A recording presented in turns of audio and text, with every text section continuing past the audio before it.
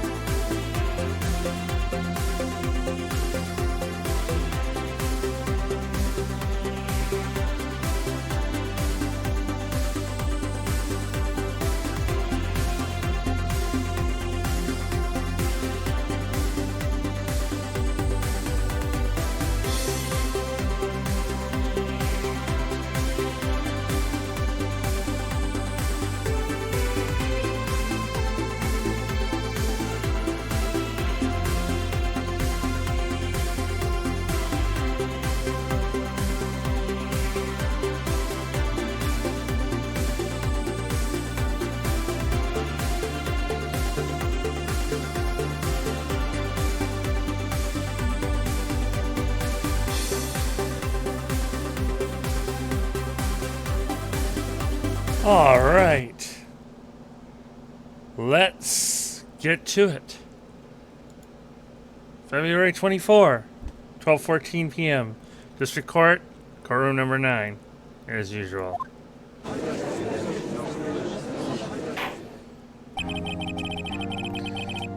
The court will now reconvene for the trial of Miss Lana Skye. Emma didn't come back. I thought someone was missing. Allow me to call the next witness to the stand. The officer in charge of guarding the evidence room on the day of the crime. Yes. Witness, please state your name and occupation. Me, partner? Oh, I'm just a man, same as you, wandering the trails of civilization. Who decided to bring the armed, drinking cowboy into court? Yes, this will end well. And well indeed. Occasionally helping the elderly cross intersections when needed. We get it. Yes, we get it. Oh, I know. You're a patrolman.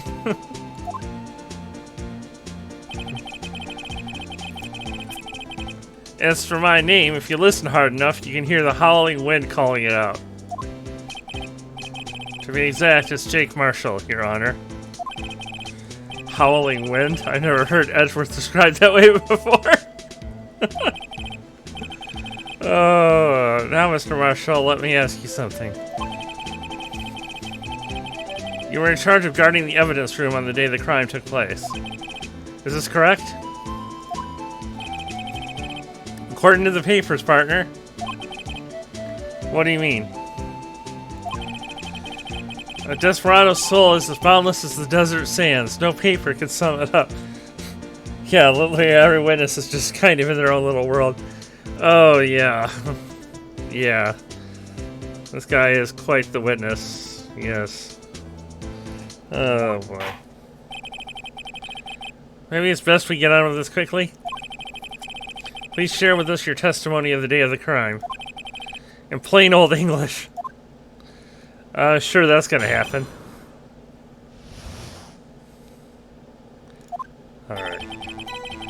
My job was to keep a wary eye on that bone orchard. They said I was supposed to make rounds 3 times a day, but that ain't my style. Besides, the room's protected by 2 security systems anyway. Well, to be in English, 1 out of 3 ain't bad. If I remember right, I was I was at a side street saloon at the time it went down. I'm just an innocent traveling man, so if you're out of ammo, it's time I hit the trail.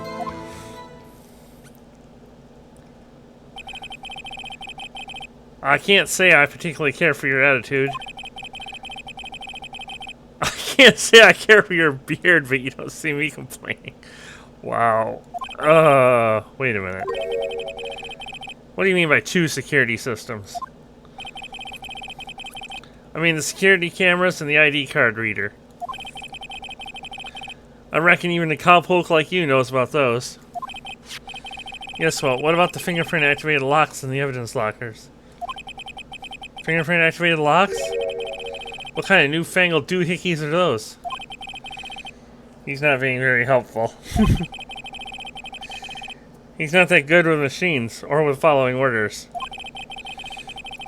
Everyone's got their weaknesses now, don't they, Mr. Prosecutor? This one seems like trouble. Okay, Mr. Wright, he's all yours. Oh, this is gonna be interesting. Okay.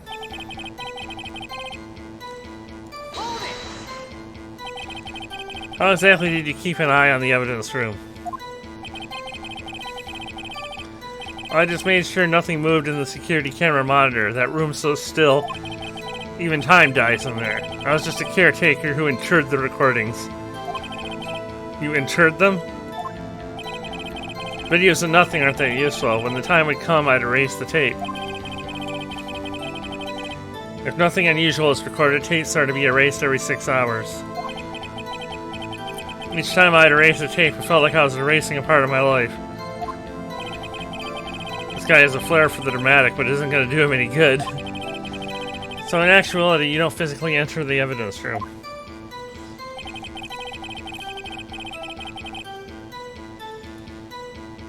Come on, press. Yes, thank you. Well, you made your rounds on the day of the crime, right? Ain't you heard a word I said, partner? I told you I ain't my style. I'm afraid I don't understand. No desperado I know lets rules gets in his way. No desperados I know join the police force. So, Officer Marshall, on the day of the crime, it's between you and me, I didn't set foot in the evidence room that day. There was a rubber glove stuck in the victim's locker. Do you know anything about that? Sorry, partner, I can't say I do. I haven't been in that crypt in weeks. How did this guy avoid being fired? Yeah, besides, don't we have evidence that he did enter the room? Hold on. Let's look at our... Where's that log?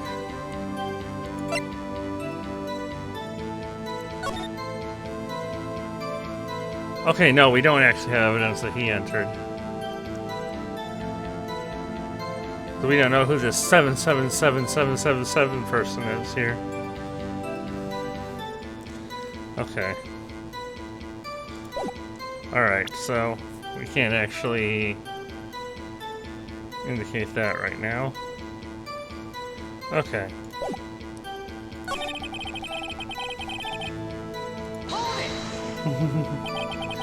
You used to be a detective, so you've used the evidence room in the past, correct? Of course. Back in the day, my locker was a goldmine of evidence. And yet, you didn't know about the fingerprint locking mechanism? Sorry, partner. I ain't good with machines. I couldn't even tell you how a bike works. That's quite, incredible.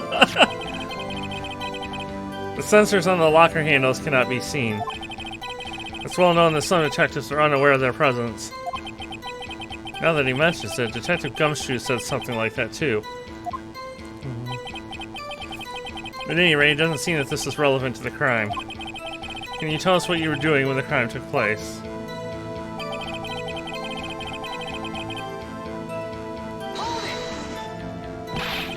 What were you doing in a place like that? I was eating spaghetti.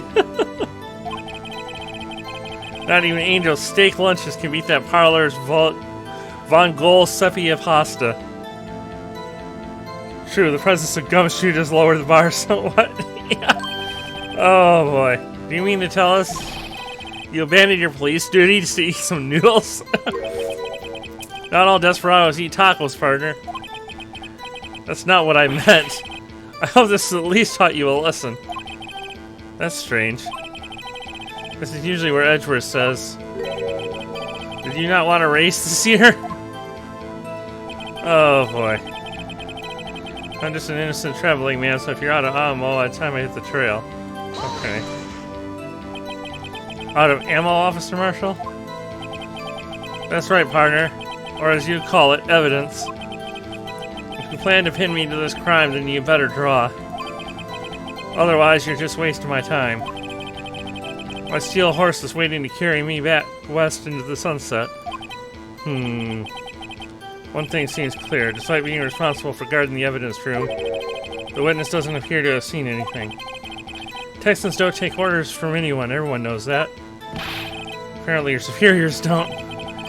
Okay, I have a trump card up my sleeve, so I best keep my cool. Before I use it, though, I better up the ante. Okay. Didn't we find his fingerprints in there? I think that's what we're... What piece of evidence does that correspond to?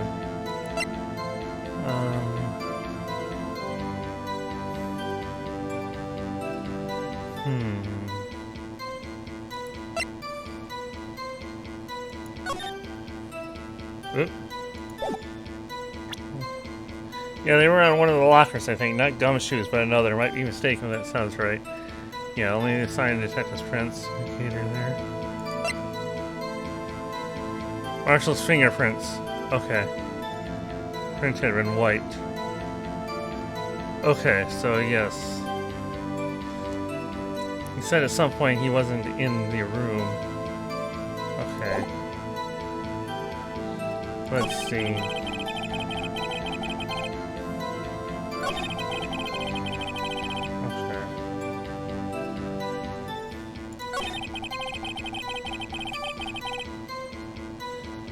Okay, let's make a quick safety save and let's go ahead and try to object there with the evidence of him being in the room.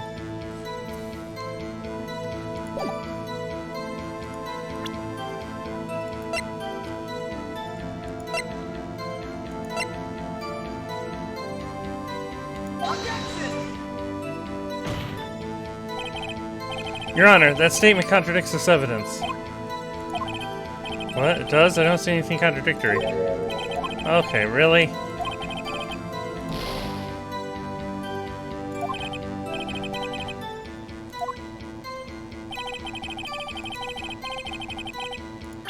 Okay. Load. Yes, reload that there.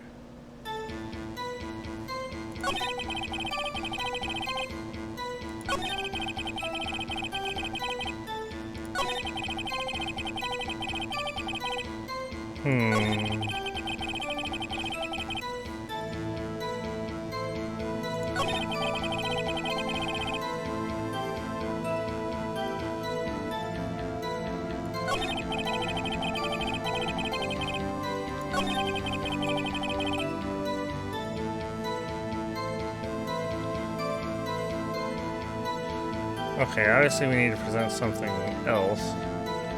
But what? Exactly.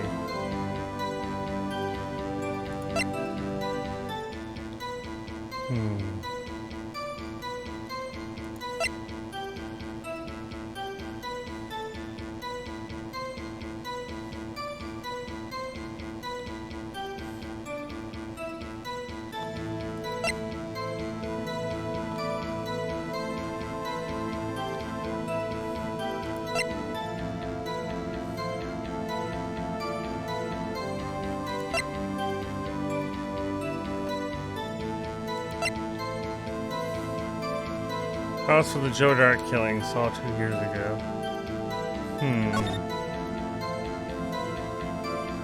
The perpetrator Joe Dart, crime, serial murder, sentence, death, victims.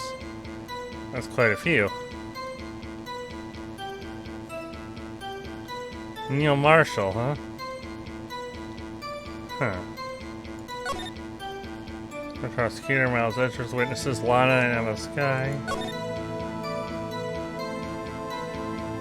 Executive investigator, Damon Gant, Lana Skye. Investigator, Bruce Goodman. Investigators, Jake Marshall and Angel Starr.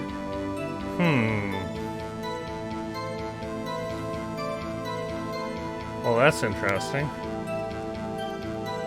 Okay.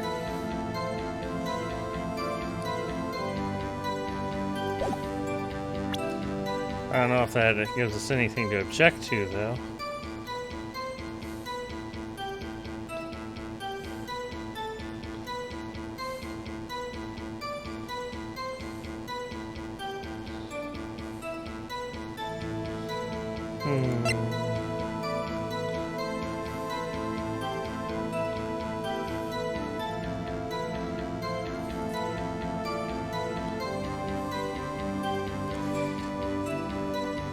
Okay, once again, I have no idea where the game wants me to go with this, so in the interest of saving some time, let's go take a look.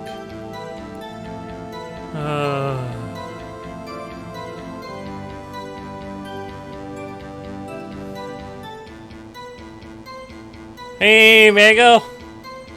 Thanks for coming! Yes. Let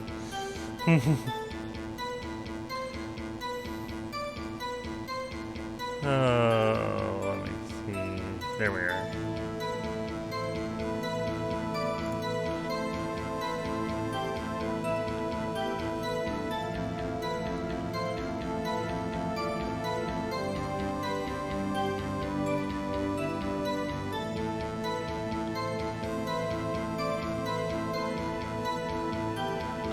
Oh, okay, we were on the right.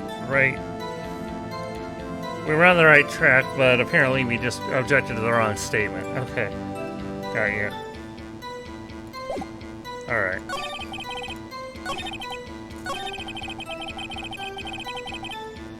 Okay.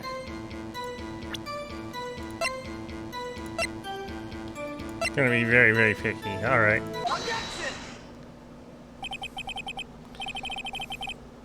Officer Marshall, doesn't it strike you as odd? That is, you being called in to testify like this? After all, you weren't in the security room at the time of the crime. And yet you dragged me down here. Explain yourself, partner. It's quite simple. You left a very large trail behind at the scene. Or to be exact, a handprint. Listen real good, partner. Like I said, I'm the caretaker of that crypt. I pay my respects. That is, I make my rounds about once a month. So Phoenix is also a VTuber. Got it. Oh boy. It's only natural my fingerprints would be in there. I only wish it were, officer. But you see, your fingerprints were covered in blood. Witness, what is the meaning of this? Your blood-stained fingerprints were at the crime scene? The blood was wiped away. However, a luminol test clearly revealed this. Well, Officer Marshall, it seems to me there ain't a person in this room with a head on his shoulders. I take it you have an explanation then, Officer Marshall? About the blood-stained fingerprints? Very well, you may begin your testimony about your fingerprints found at the scene of the crime. Oh, boy. Alright. Like I said, it's only natural for my fingerprints to be in that evidence room. One of them just happened to be in the same place as the blood-stained handprint. The murderer touched the locker where my fingerprint was by chance. The bloodstain and the fingerprint are completely unrelated. Or didn't you know that the murderer was wearing gloves? See, I had nothing to do with it. The witness's explanation appears valid, although there's room for doubt. Life wouldn't be fun without any doubt, partner. Oh, the defense may now cross-examine the witness. This guy's hiding something. I can feel it. Now's my chance to prove it. Alright.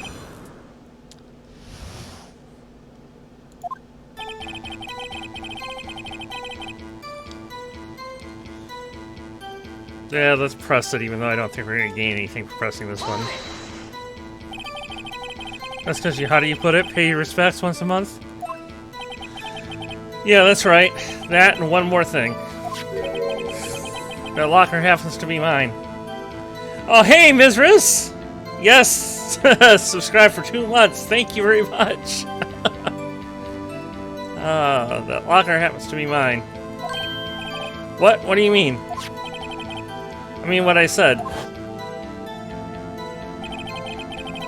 That's the locker I used when I was a detective. The locker I still use.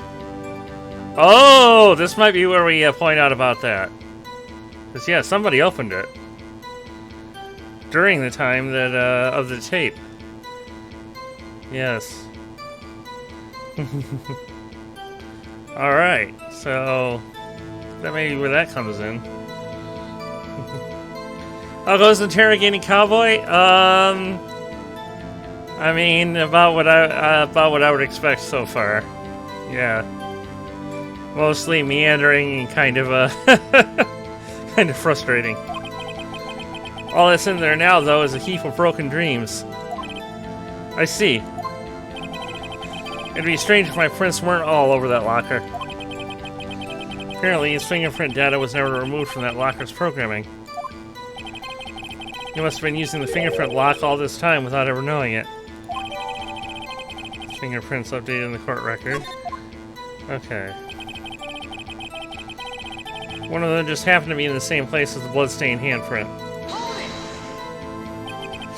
So then, what about the bloody handprint?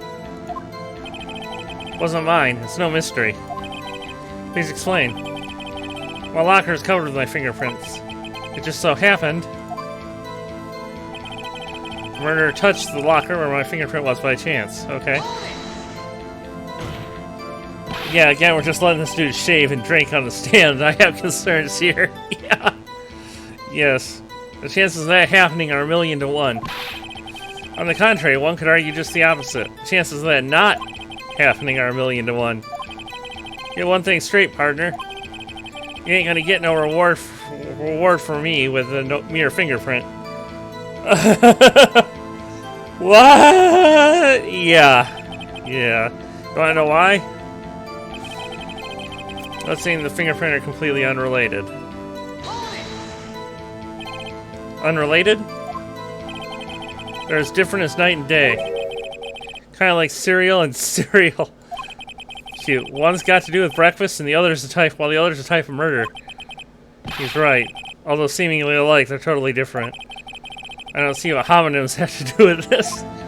Oh boy. Okay. Or didn't you know the murderer was wearing gloves? How do you know that?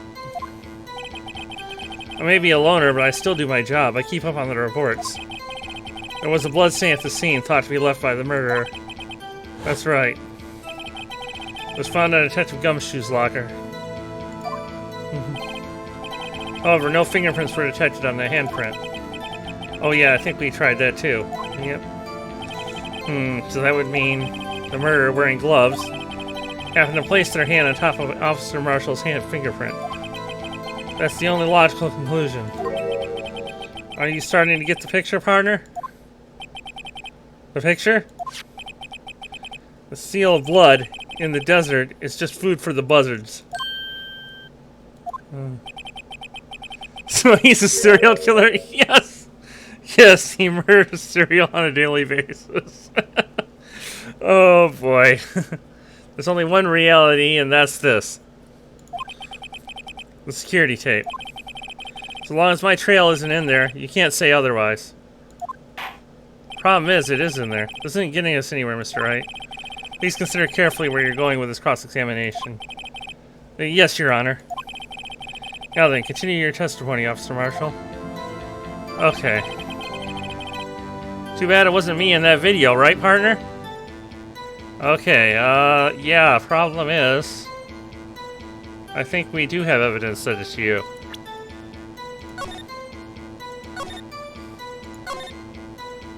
Thanks to Zero noticing this last time. Which didn't turn out to be what we needed then, but it is, I think, what we need now. So... let's see, where's that tape? There we are. Your Honor, that statement contradicts this evidence. Oh, come on. I don't see anything contradictory. Really? Okay. And how do we get there to... do I gotta press that first and then we get to... What do you mean by that? You want to tie me to this crime, is that right, partner? If so, that video is the only direct evidence you have. That video is next to useless. It's full of blind spots.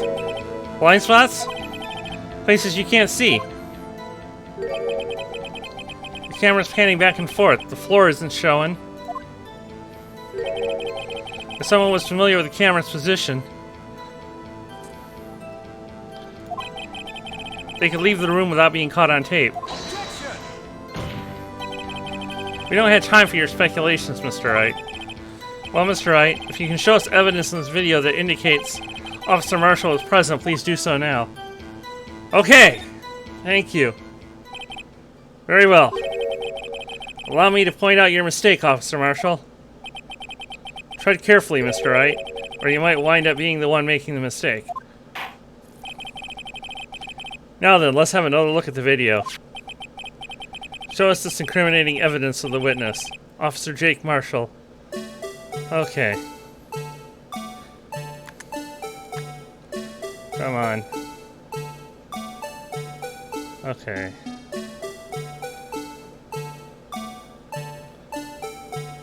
Not there yet.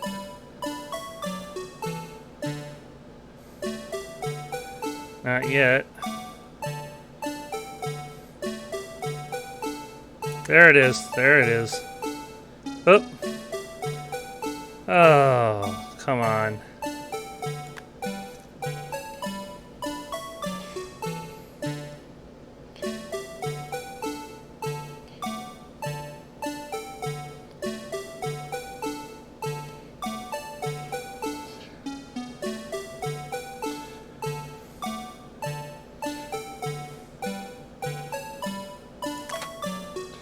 Alright, there we go. Gotta pause this time.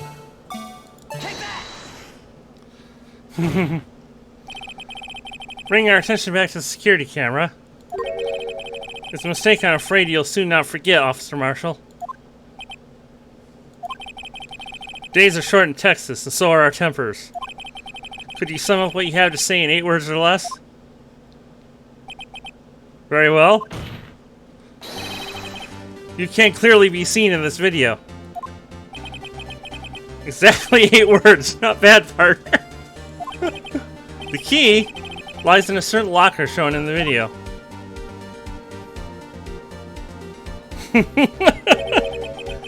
That locker with the white cloth sticking out. That was the witnesses, I believe. Now then, let's rewind the video a bit.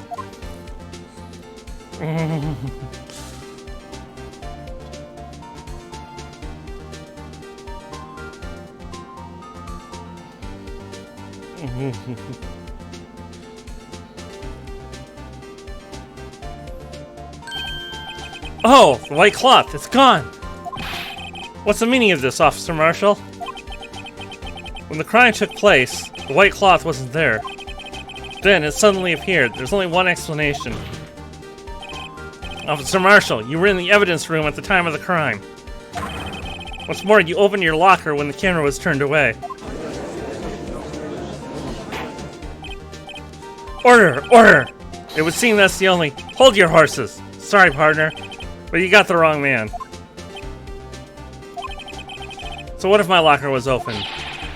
That doesn't mean I'm the one who opened it. The murderer needed to hide something, so he opened a locker and stuck it in. It's not my fault he happened to choose mine. Really here? Why is everyone staring at me like I'm a wanted man? This guy isn't just playing dumb. He really doesn't know. I hate to rain on your parade, but you're the only person who can open that particular locker. Oh yeah? I call your bluff. You say I opened that locker? Now prove it. Okay, let's see. Here we are. I believe that's it. Fingerprint sensor? We talked about this earlier today. Lockers can only be opened by the detectives they belong to. What kind of crazy talk is this? Well, Detective Gumshoe did mention something about this. In any case, the locks aren't that obvious. There are even some people on the force that don't know about the fingerprint locks. So, Sheriff, what do you have to say in 8 words or less?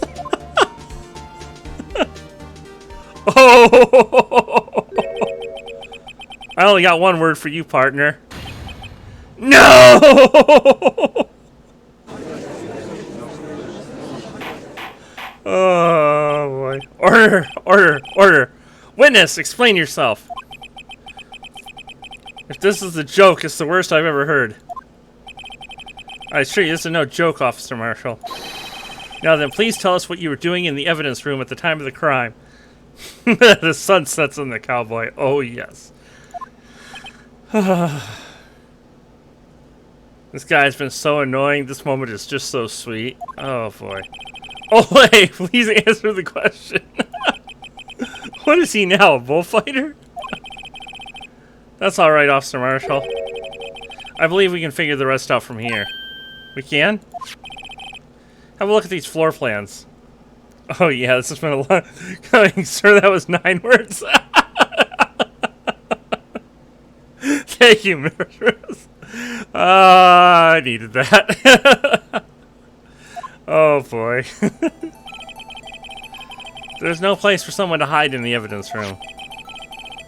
Yeah, Officer Meekins didn't see Officer Marshall.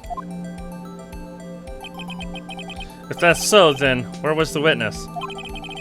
Seems Mr. Wright has an answer. That's right. The only possible conclusion. Well then, let's hear it. Where was Officer Marshall at the time of the crime? I mean... I think that's what we're saying. I think that's where we're trying to go with it. Officer Marshall was standing right here. So Officer Meekins didn't notice him standing there. That's almost as credible as Meekins' warp theory. Your chamber's empty, partner. Better reload. Oh, really? That's it? Now they're ganging up on me. Perhaps... just think a little more about where Officer Marshall was. Officer Meekins should have seen him in the evidence room. That means the only place he could have been would be... Well then, let's hear it.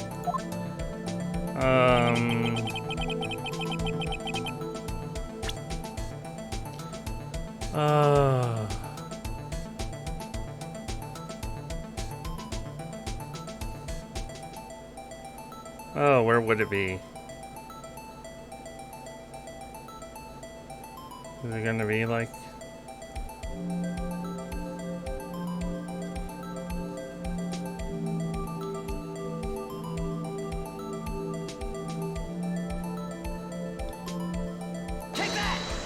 Oop, I didn't mean to click that, but oh well. Officer Marshall was standing right here. Officer Meekins didn't notice him standing there? It's almost as credible as... yeah. Okay.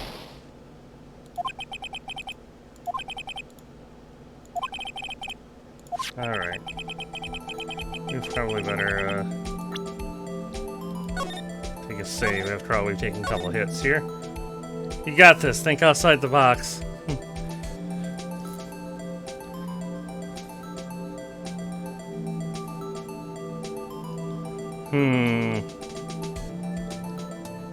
Like outside the room, he entered afterwards at some point or something like that. Of course, then he would have to have the ID on the file, unless he managed to follow. Oh man, I don't know. Oh, let's see.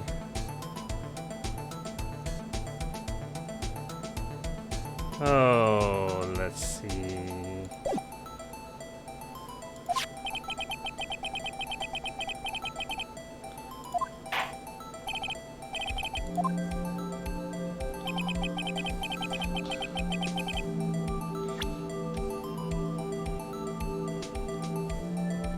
I mean, he couldn't actually fit back there, could he?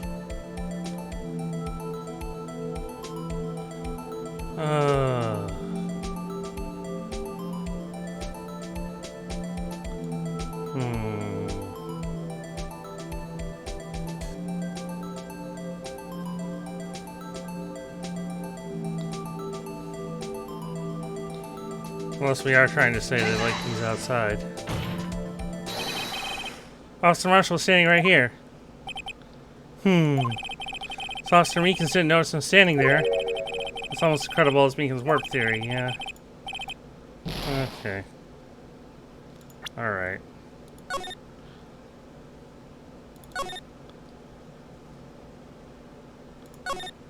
Alright, let's reload that then.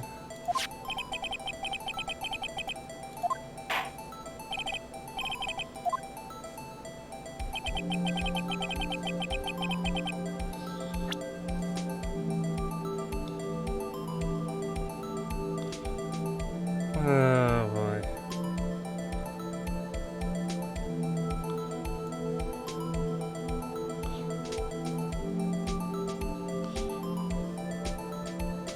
This isn't gonna have something to do with the blue badger, is it? Well, let's try this here.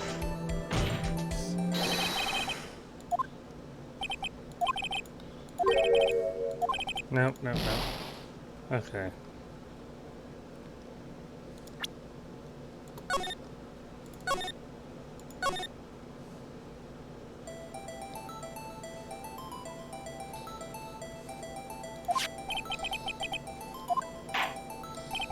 Okay, come on here.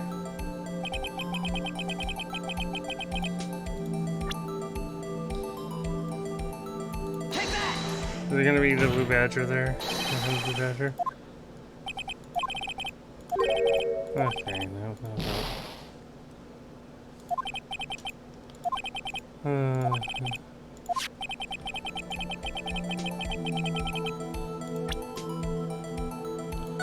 Oh boy.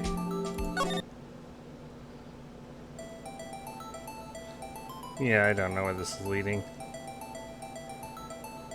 Sorry, I'm gonna take a look.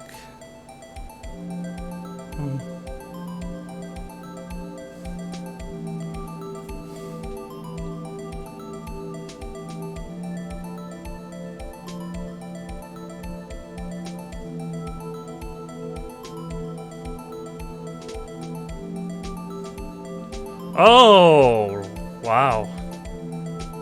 Really? Okay.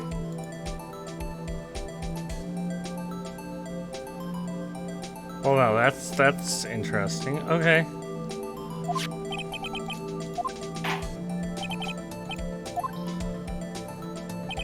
Okay.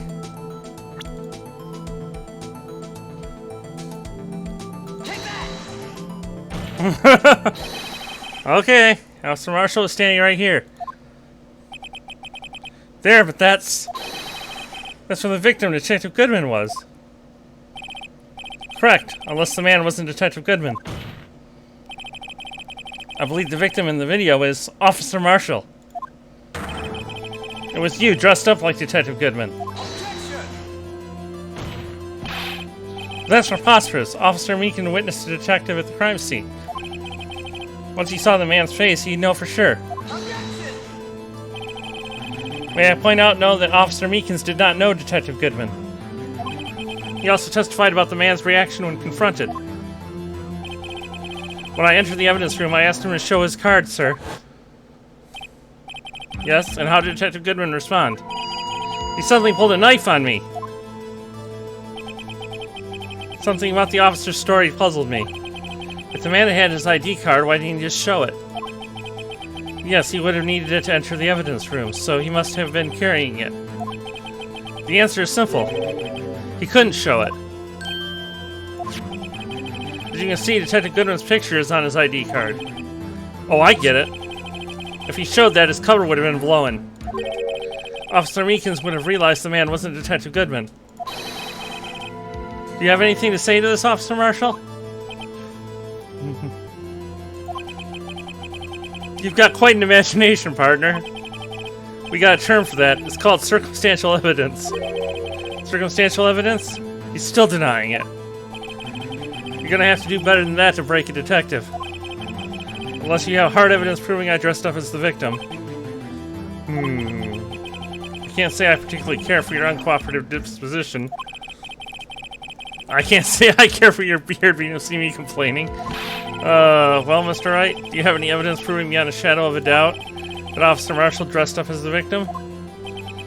Well, who am I kidding? I don't have anything like that. I can see the fear in your eyes, partner. Seems you're the one who couldn't take the desert heat. This can't be happening. It's so obvious he's the one. What can I do?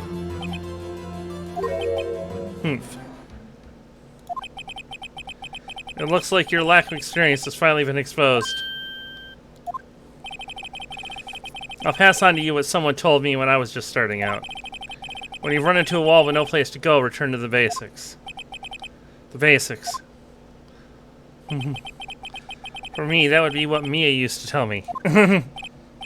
Phoenix, try thinking outside the box. I shouldn't look for proof that Officer Marshall was in disguise.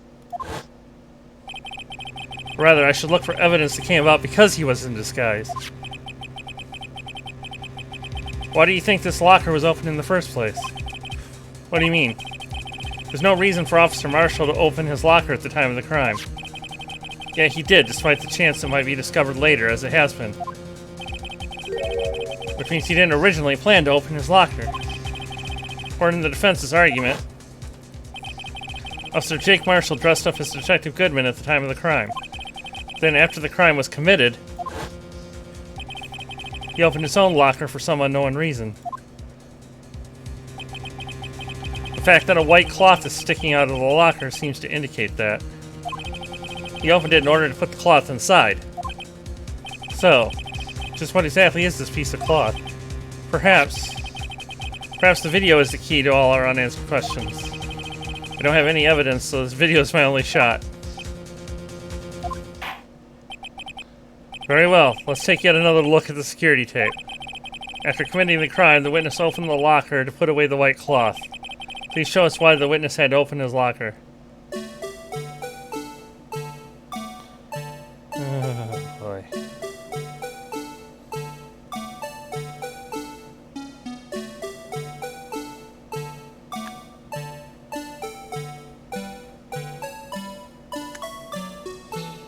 Okay.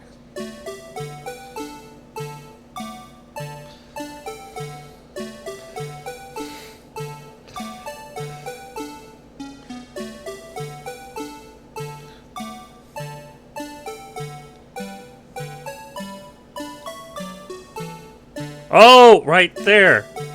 Yep. Yep, he did. Okay. There it is.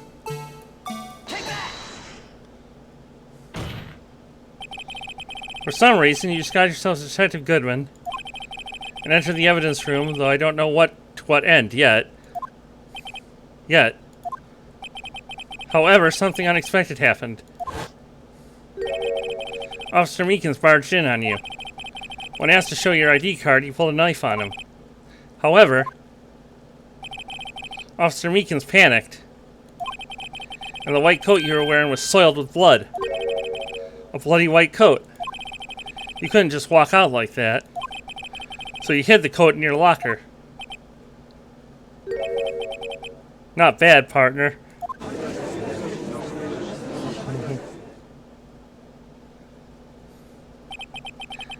Now then, Officer Marshall. Are you ready to tell us the truth? Looks like I underestimated y'all. I hope you're happy now, Mr. Edgeworth. 2 years ago, if you were only half as persistent then as you are today, we all wouldn't have to be here now, would we? Officer Marshall, tell the court what you did, all of it. Alright. Seems the time has come. Alright, here we go. I had to do it that day. I couldn't just stand by and let it die. Oh, alright. I see. I see this, Ms. Fizzle. Alright. Let's get this swapped over.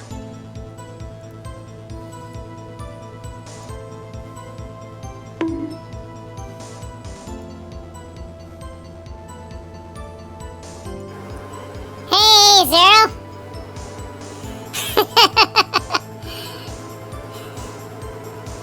You came just in time for Isa to appear. Alright. Let's get the 15-minute timer going. Alright, there we go. And you missed your hint about the video actually becoming useful there. We did have to point out the white cloth. So we had to do that to prove that Marshall was in the room.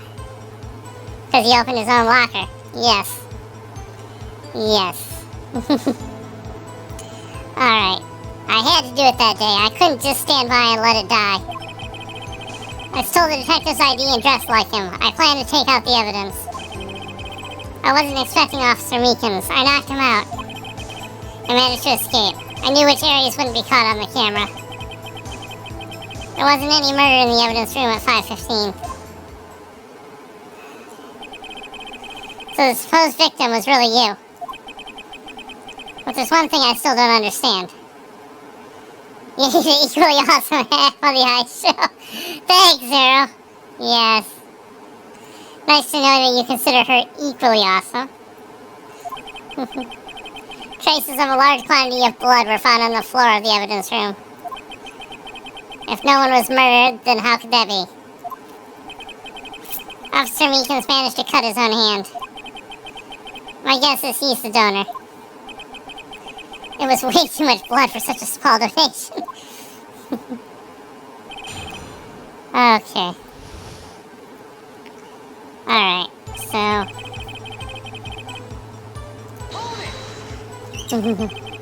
When you say it, you mean... Do you even have to ask, partner? Yes, 09 incident. 2 years have passed since that case was closed. It was going to be completely end with the transferal that day. Not if I have anything to do with it. That incident's not over. But what did you hope to accomplish by sneaking into the evidence room? When a case is closed, only that case lead detective can look through the evidence. I wanted to have a look at it myself one more time. No matter what the cost. I don't care what anyone says, partner. That case is mine. But Officer Marshall wasn't in charge of that investigation. Why does he care so much about it? That day was my last chance. That's why I stole the detective ID and dressed like him. I plan to take out the evidence. Okay. Why did you disguise yourself as Detective Goodman? If I didn't make it look like Goodman was carrying out the evidence transferal, I'd be arrested for stealing evidence, which wouldn't get me anywhere. So you did it to fool the security camera. The detective's ID card? I stole that the morning of the incident. So that really was why Goodman started filling out the lost item report. I returned his ID card. I left it on the floor in the prosecutor's office parking lot. The ID card I found was left there by Officer Marshall. So essentially, you managed to succeed despite your lack of foresight. What do you mean, partner? I mean, the fingerprint activated lock, of course. No matter how well you disguise yourself, you can't change your fingerprints. Under normal circumstances, you wouldn't have been able to open that locker yourself. But he could because a rubber glove just happened to get stuck in the door. That means Detective Goodman must have opened the locker before Officer Marshall. I wasn't expecting Officer Meekins. I knocked him out. You pulled a knife on the Officer Meekins and tried to drive him off? Let's just say I was a little surprised.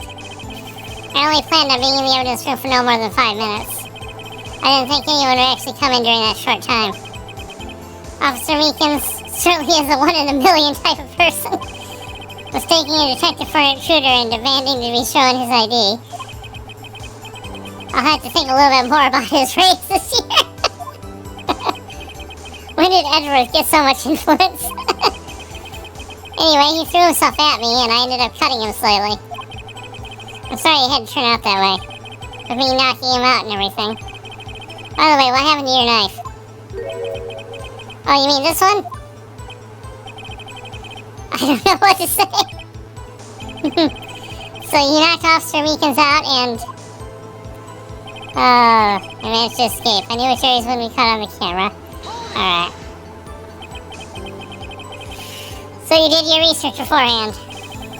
Those who go into the desert unprepared don't live long, partner.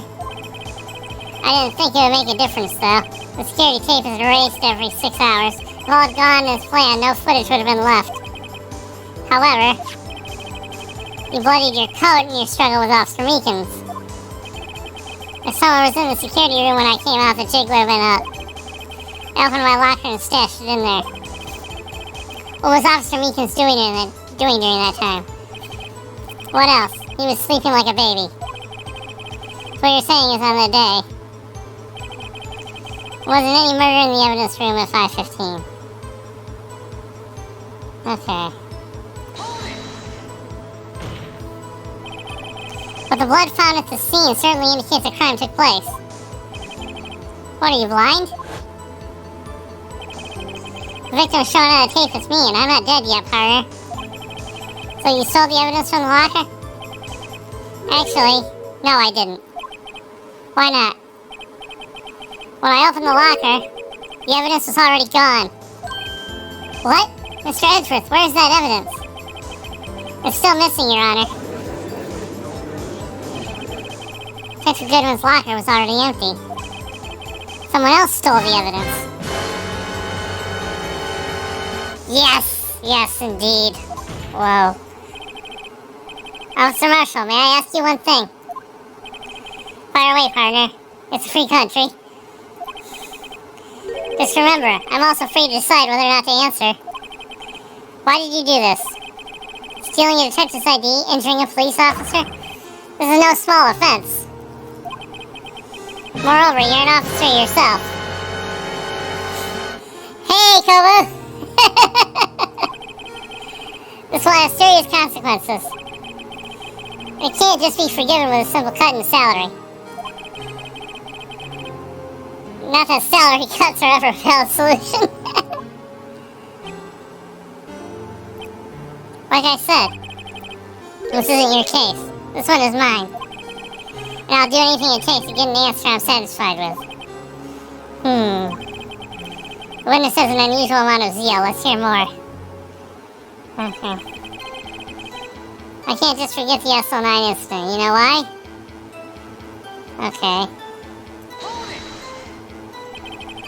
But that case was solved 2 years ago, wasn't it? That's the reason the evidence was stored in the evidence room. Joe Dark was convicted for his crimes. One thing I can say for sure is he deserved his sentence. I remember the Joe Dark case. It involved serial murders, didn't it? I don't intend to complain about how it turned out. But there's something that still bothers me. Something went down at the trial. Something no one will talk about. What happened? I don't know. That's what I'm trying to find out. Why is he so concerned with that incident? Maybe I should present him with what I think his real reason is. I had a feeling we'd wind up here sooner or later. Everyone involved here is related in some way to that case. I better take another look at the files. Yeah, except we already have seen it. Okay, let's go. I think let's try presenting it to this.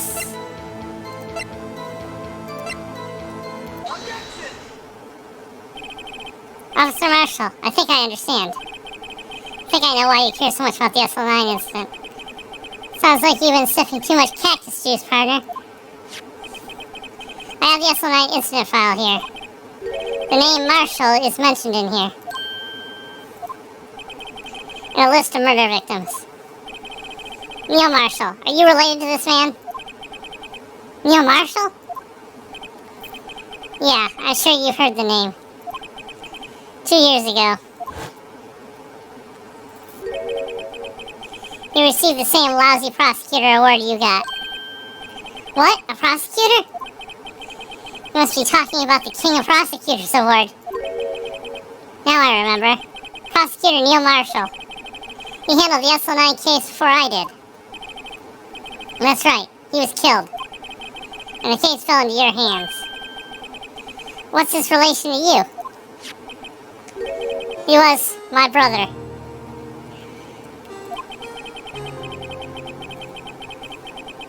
I know maybe I was supposed to be shocked by my brother thing, but actually all I was really shocked by was by seeing this guy without his hat for the first time. It was oddly jarring. Oh boy. He was investigating the murders of Damon Gant, the then Deputy Chief of Police.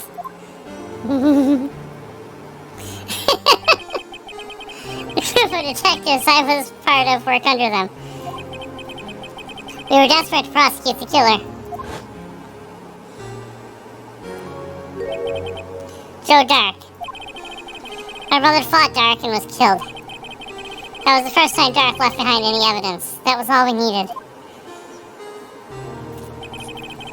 He was arraigned and incarcerated. The case is finally closed. At least according to the public records. What do you mean? My brother couldn't have been killed by Joe Dark. I knew my brother better than anyone. No one could have beaten him in a fight. And that's it? That's your reason for your insane actions? There's more to my brother's death than what the records say. No matter how much you try to hide it, you can't fool me. Well, at least one thing's for certain. Now we know what happened at the police department on the day of the crime. That was the last day the SL9 case could be reopened. Not satisfied with this resolution, Officer Marshall planned to steal the evidence. Disguising himself as Detective Goodman, he entered the evidence room. Officer Meekins confronted him, so he rendered him unconscious and fled. Yes, this mystery has finally been cleared up. No murder took place at the police department that day. The things that happen by chance never cease to amaze. At exactly the same time as the murder at the prosecutor's office, this fake murder was going on at the police department. Chance? It's gotta be more than just that. So if no one was murdered at the police department on the day of the crime, that means the murder in the prosecutor's office parking lot was the real one. Which in turn means only one person could have committed the crime. Chief Prosecutor Lana Skye. But wait, a verdict wasn't reached in yesterday's trial. Which is why we examined the incident at the police department today. But there's only one reason the defendant was not convicted yesterday. There yet remained the mystery of the simultaneous murder at the police department. It seems to me this boy's got the draw on you, partner. All the mysteries at the police department have been resolved, no doubt about it. Our sole murder took place at the prosecutor's office. The only suspect is Lana Skye. And the testimony of one Miss Angel Star is completely incontestable. Do you have a response? Make it a single word or less. Oh boy. That's a single word, yes. I rest my case. Oh boy. Seems this trial has reached its conclusion. There's no room for doubt. Well done, Mr. Wright. Thanks to you, I didn't need to waste my time. disproving the alleged murder at the police department. There's no doubt what I proved today is true. The apparent murder on the security camera's tape really was fake. But I didn't realize that would end up proving Lana guilty. Now then, the time for the verdict has arrived. This court finds the defendant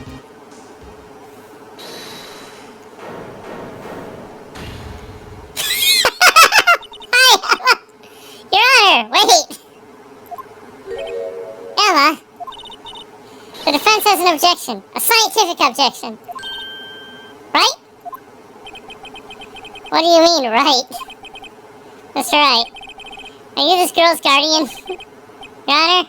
Oh, in a sense. Please, Your Honor, all I'm asking for is a minute of your time. Please hear me out. Mr. Edgeworth, please. I don't want to leave any loose ends. You want a minute? I'll give you 3. Alright? I was kind of in shock. I mean, finding out the SL9 incident referred to the Joe Dart killings. Now that she mentions it, names of those Sky sisters were in that file. But that's when I figured it out. I mean, what Officer Marshall was trying to do that day. So I knew his fingerprint had nothing to do with the crime. It left only one thing. The other handprint. You mean the traces of blood found on Detective Gumshoe's locker? But no fingerprints were found on it, right? No, but I figured if I examined it scientifically, I'd be sure to find a clue. So, I ran over there and looked at it again. So, did you find something? No. Huh? Sorry, I guess I'm not much of a scientific investigator after all. And why did you... is that all? Please don't be mad, I'm just a high school student. I'm just an attorney. Mr. Wright, those traces of blood are the only clue we have. If we can't find something wrong with them... Please, Mr. Wright, you're a professional. If anyone can save Lana, it's you. Me? Oh boy. Time's up. Now then, Mr. Wright. With regard to the incident at the police department, does any reasonable doubt remain? It appears the defense is troubled by the other blood mark. Looking at the floor plans, a handprint was discovered around here. Is there a problem with this? Mr. Wright, sorry I can't be of more use. But still, if you can't find anything wrong with that blood mark, Lana will be... Please answer my question, Mr. Wright. We don't have all day. Yes, Your Honor. If I ever needed to concentrate, it's now. Okay. What could be wrong with that handprint on Detective Gumshoe's locker? Oh, boy.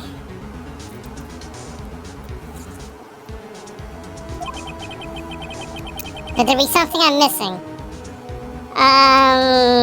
Well... Pretty sure we're gonna have to,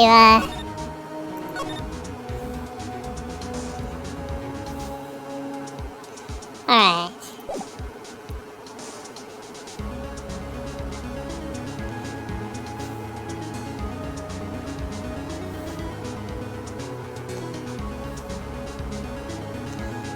Okay.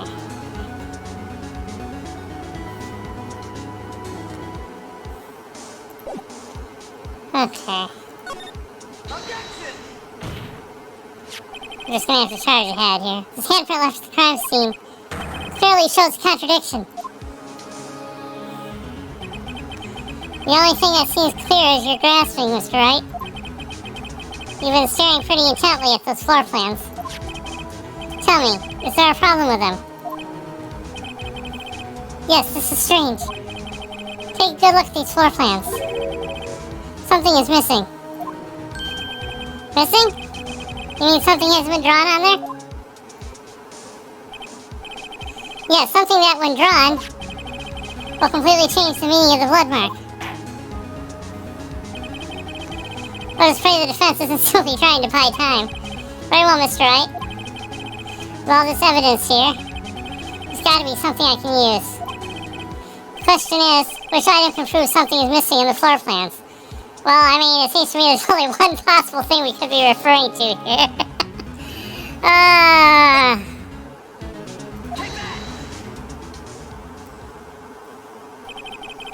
What about that piece of plywood?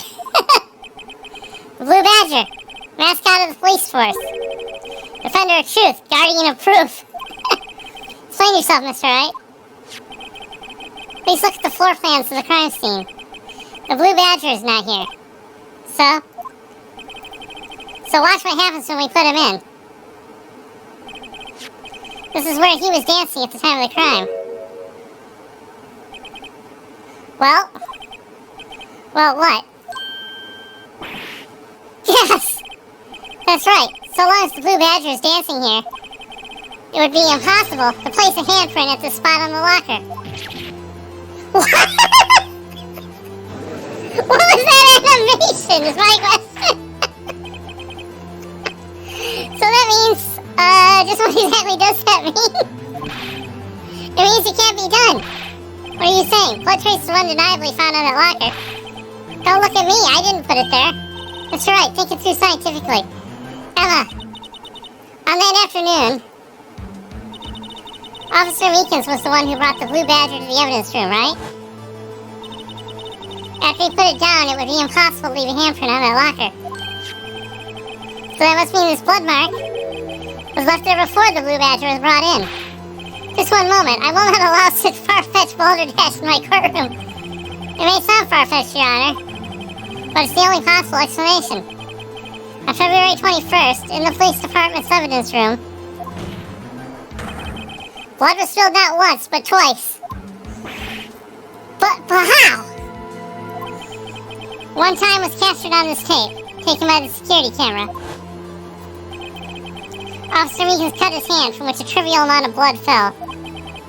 The problem is, the other time,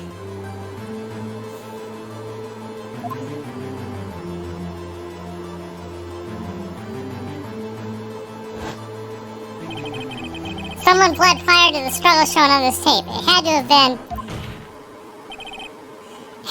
been Detective Goodman when he was really murdered. That's ridiculous. I refuse to accept your absurd claim. The murder portrayed in the security tape has been proven to be a fake. However, that does not explain the blood mark found on the locker. So then, assuming this murder you purport really happened, when did it take place? I demand you show evidence that proves when it occurred. When did the first incident occur? Summarize, the defense claims that prior to Officer Meekins being cut by Jake Marshall, who was posing as Detective Goodman, another incident took place in that evidence room. That's right, the blood mark on the locker proves this. Very well, then tell us. When did this first incident occur? As Mr. Edwards said, proof must be presented. Proof that shows when the murder took place. There's only one piece of evidence that can show that. Now then, will the defense please present its evidence? What shows when the first time took place? Okay,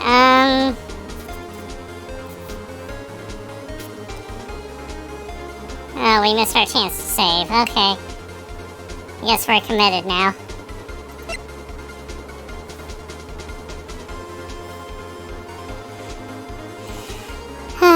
Is it gonna be the ID list? Yes. It must have to be, because we know Goodman entered, so...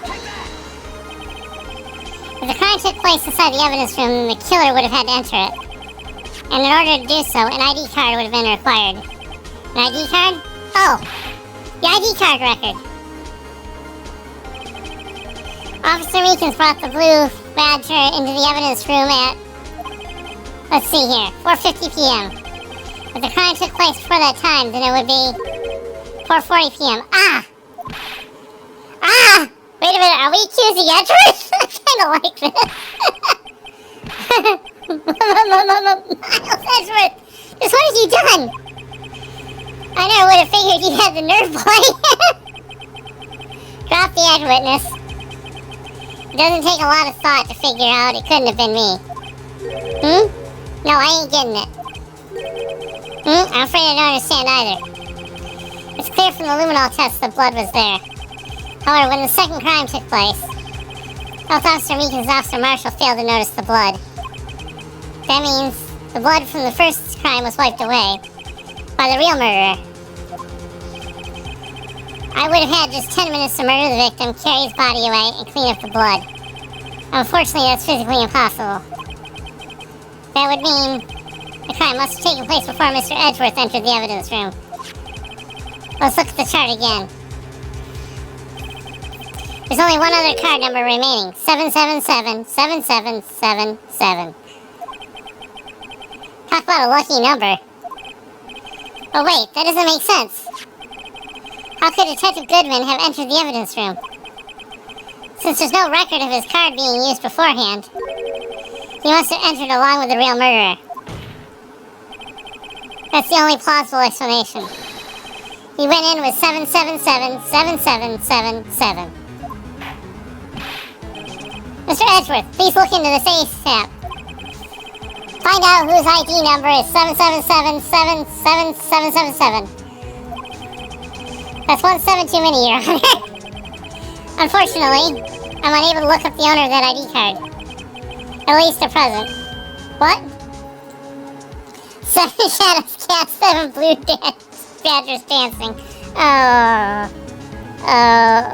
No, not 7 blue badgers. What? Explain yourself, son. The ID number 777-7777 belongs to someone with the rank of captain or higher. Someone who is a so-called executive officer. We don't have the authority to inquire in such a person's identity. But that's ridiculous. Just how... I'm not finished talking, Mr. Wright. There's one situation where she can't be granted such authority. If an official charge filed against an executive is accepted. An official charge? You're all alike, aren't you? With your cover-ups and your forgeries. That's how the prosecutor's office operates. That rain has ruined my Orbon. Oh boy. I take pride in my work, Officer Marshall. I would appreciate it if you keep your slander to yourself. Slander, is it? Okay. Let me ask a question. Yes? No, not to you. To her, the defendant sitting over there. Your own little executive. Lana? Don't be stupid. She's been charged with murder. Of course we've looked up her ID number. And it's not 777-7777. Don't play me for a fool, partner. That's not what I want to ask. All I want to know is one thing. About that incident. Ah, yes, of course. Alright. I figure you guys never gonna complain about more either time, though, so...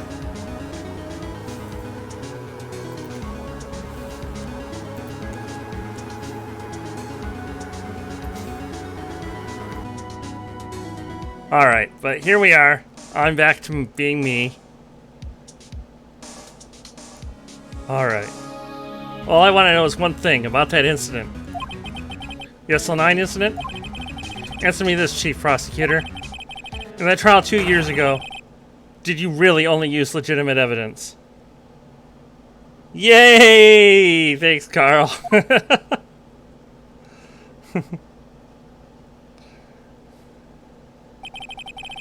Do you need the witness to repeat his question, Chief Prosecutor? I heard him fine, Mr. Edgeworth. 2 years ago, I was in charge of the prosecution for that trial. Mew! At that time, we felt the powerlessness of the law. At least, I did. Lana! I became a prosecutor in order to suppress crime with the law. But before I realized it, we were the ones being suppressed by the law. Defendant, just what are you saying? I'll ask you again, Chief Prosecutor. How are they both at the witness stand at the same time?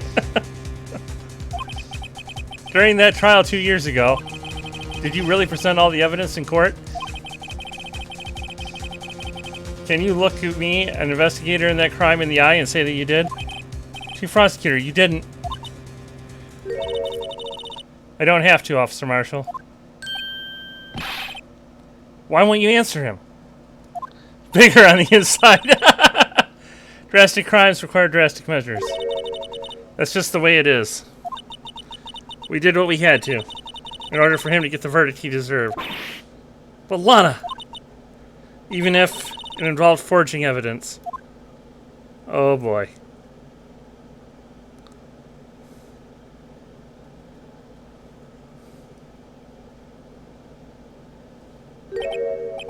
See? That's what I'm talking about.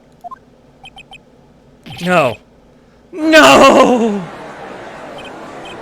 Order! Order! Order! Order! Lana's remark caused such a stir, the chaos in the courtroom could not be quelled. The conclusion of the trial would have to wait until the following day. Scandal indeed. Hi, Kirby! Unfortunately, I think you caught us right at the end here. Gonna take this time to... Or maybe not. I guess we're only at 11:14. That went faster than I expected. I guess we'll try to go on a little bit longer then. Alright.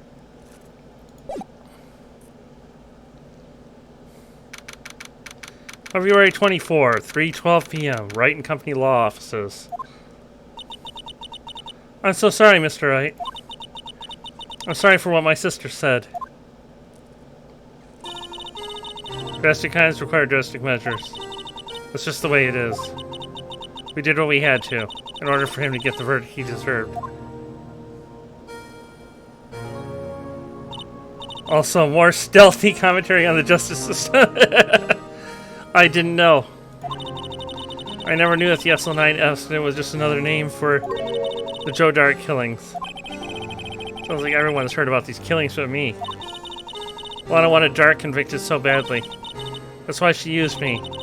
That's why she used what happened to me. What do you mean, what happened to you? It's all there in that in the file. Joe Dark's last victim was Prosecutor Neil Marshall. When he murdered Officer Marshall's brother, he left behind an incriminating piece of evidence. But what did you have to do with those killings, Emma? On the night Prosecutor Neil Marshall was murdered, Joe Dark tried to kill me. Oh boy. What? He tried to kill you? Officer Marshall's brother, Neil, was only trying to save me. So that means you. Yes.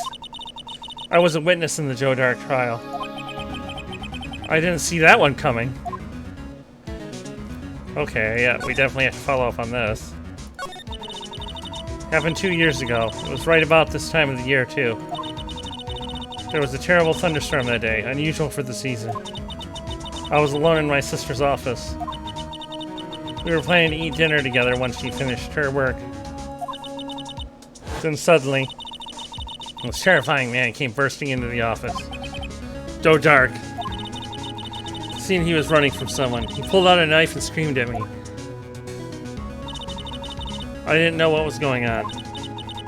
Just then, Prosecutor Marshall showed up. Dick Marshall's brother. Joe Dark tried to take me hostage, but before he could, Mr. Marshall tackled him. Then, what happened? I'll never forget it. Lightning struck and the lights went out. Suddenly, a bolt of lightning flashed outside the window, lighting up the office for an instant.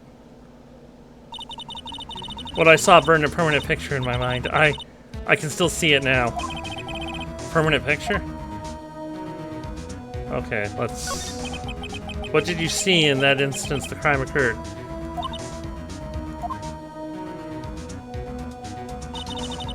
Dark knocked down Mr. Marshall and raised his knife. Neil Marshall was stabbed right in front of this poor girl.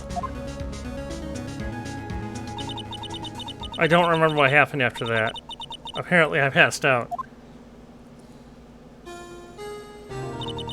When I came to, Lana was cradling me in her arms. Poor Emma, you've been through so much.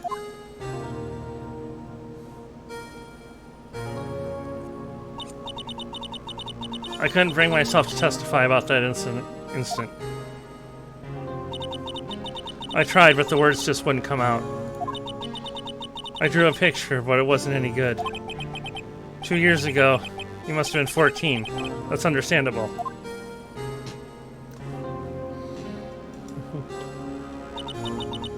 Once it was all over, I made up my mind.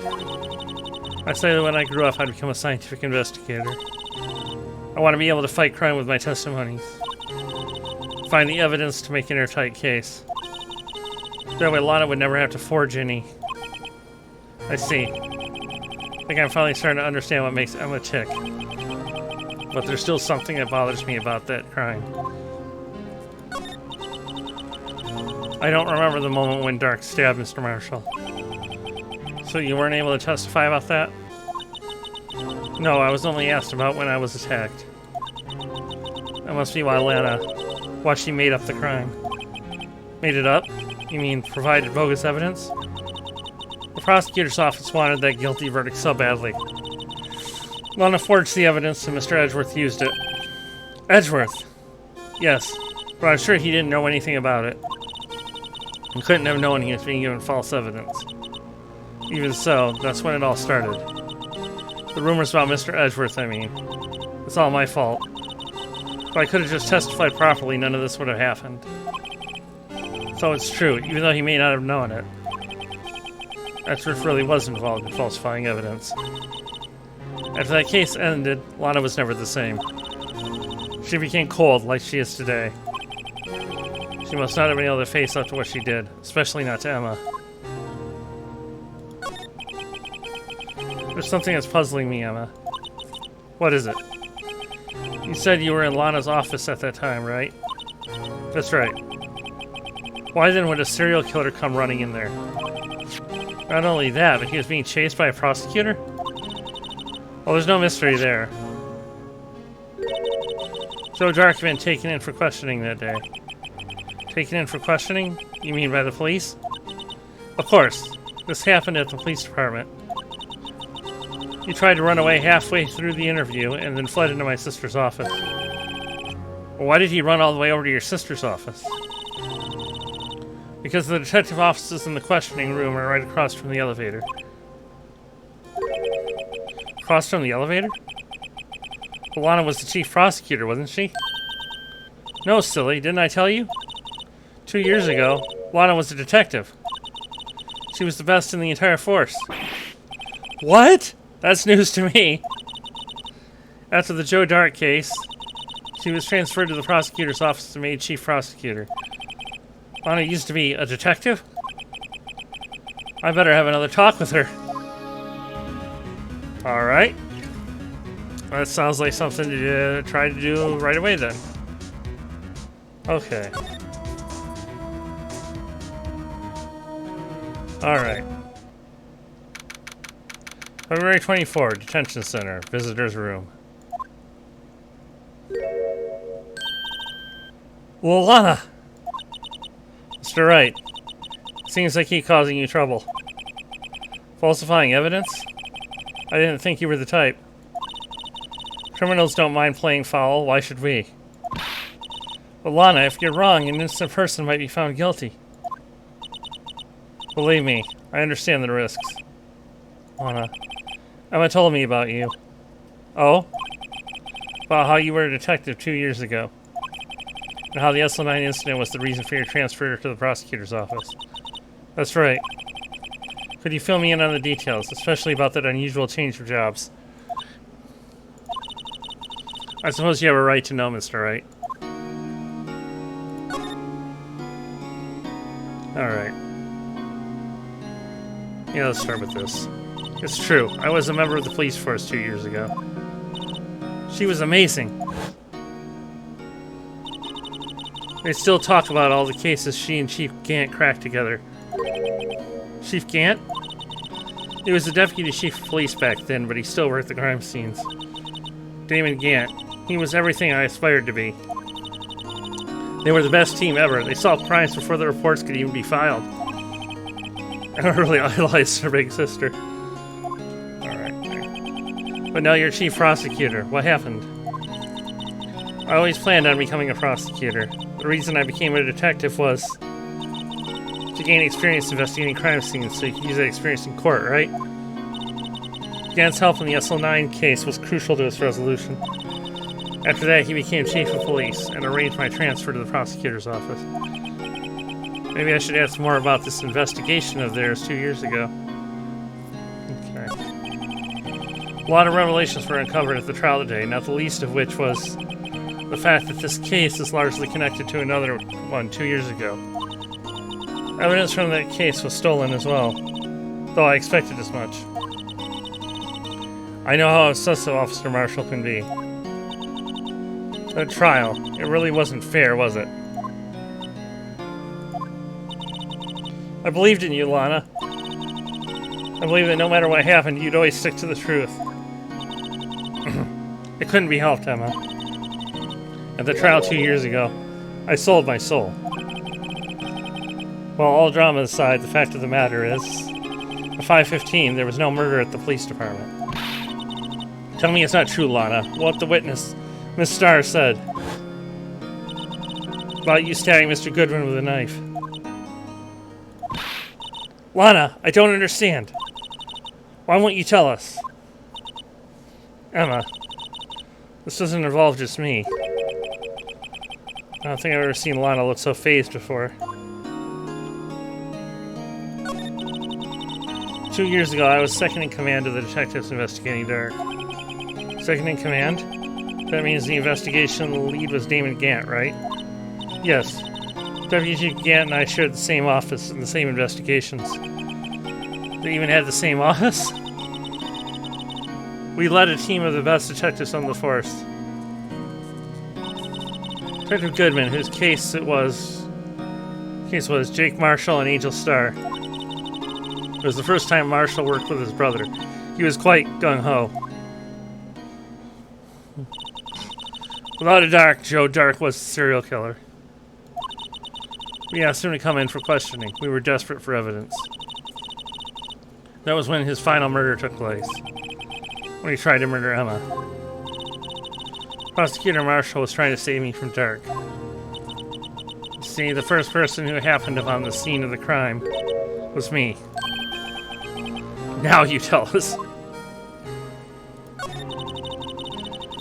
Damon Gant and Neil Marshall were the ones questioning Dark that day.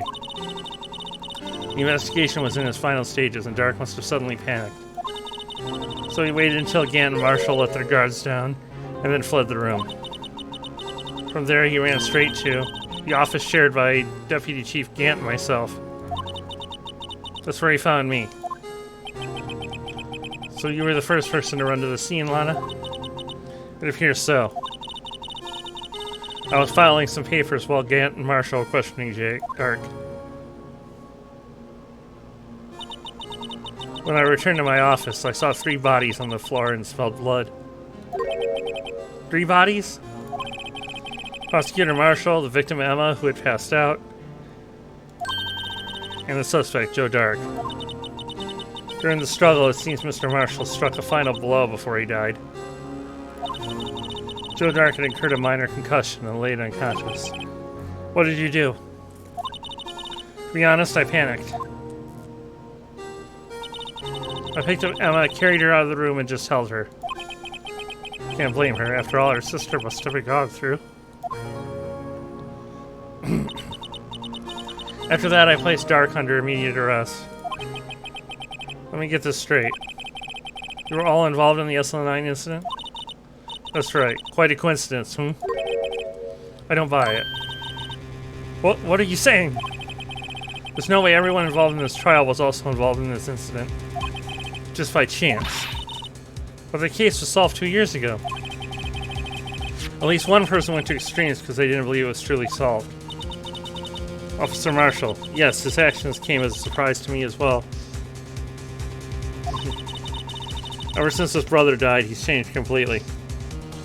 This one's...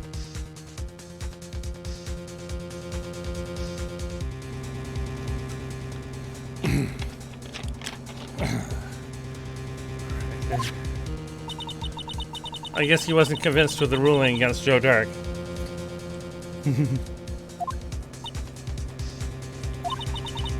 Life doesn't end with the closing of a case. Everyone has to live with the rest of their lives with their memories. The case just might not be over yet. Emma was assaulted by Dark at the police department, right? Yes, in the office that Damon Gant and I shared. I forgot just how heckin' long this case is. Yeah, we'll be going into the 4th day soon. Or we may already be in the 4th day. I'm not sure if we're...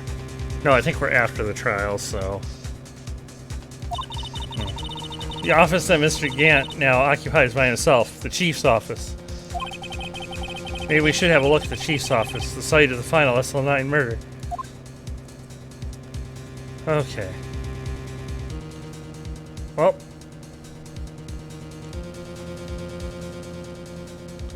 I guess that's...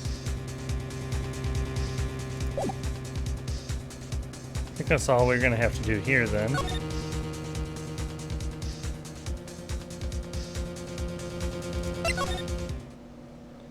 Let's see, can we get to the office from here, or... I don't see Detective Gumshoe anywhere. Things seem kind of quiet around here today. You're right. The chief of detectives seems the same, though. Why don't we go look for some other people to talk to? Right. We can come back here later. Okay. So, perhaps here at the police department? Oh, hi. Howdy, Bambina. Oh, Mr. Marshall. I never thought things would turn out this way when I woke up this morning. Que sera, sera. You never know where life will lead you, eh, Bambina? Guy in the back still playing Minecraft. Oh. I should have known my luck had run out when old Billy dried up this morning. Billy? Must be his pet cactus. Say, where are you headed? Just over to the prosecutor's office for a little interrogation. It's a voluntary appearance, but we all know I won't be coming back. Sorry, but you can't go into the evidence room today, partner.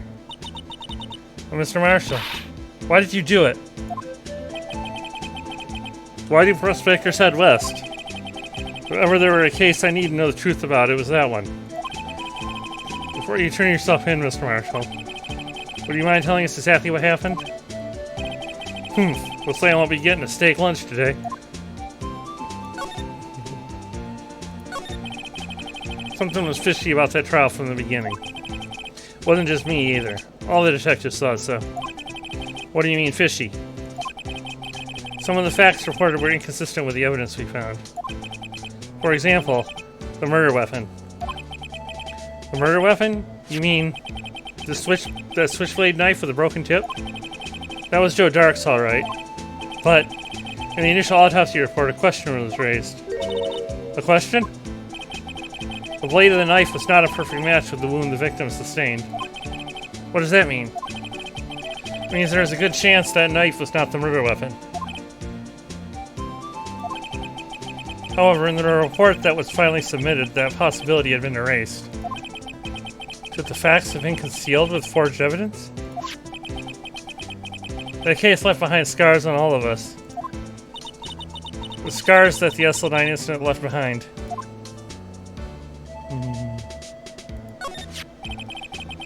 I got the looks, but he got the brains. He was one of the best prosecutors around.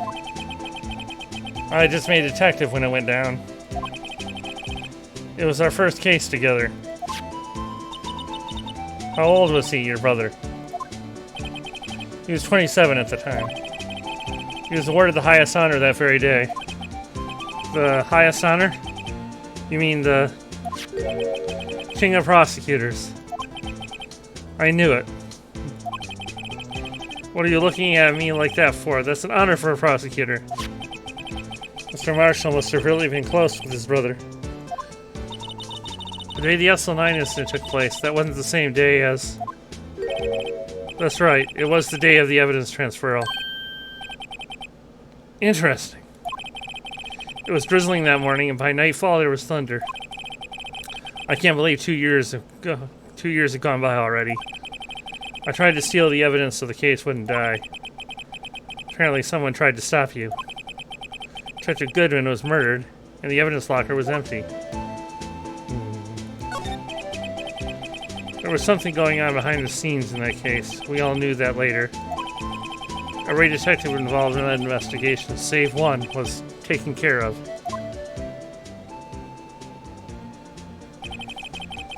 Miss Starr was fired, and I was demoted and boxed away in a tiny room. What about Detective Goodman? If they did something to him, too, the commissioners would get suspicious.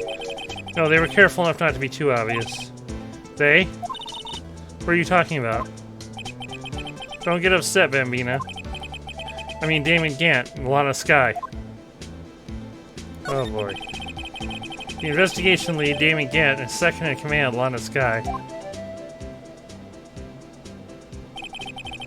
There wasn't a person on the force who hadn't heard of that duo. That case was the biggest step in both of their careers. After the case ended, Lana transfers to the prosecutor's office, right? Yeah, Damon Gant, the new chief of police, arranged for that to happen. She's never been the same since she left. Everyone who knew her said so. Chief Prosecutor Skye was totally different when she was detective. Now that he mentions it, Emma said something like that too.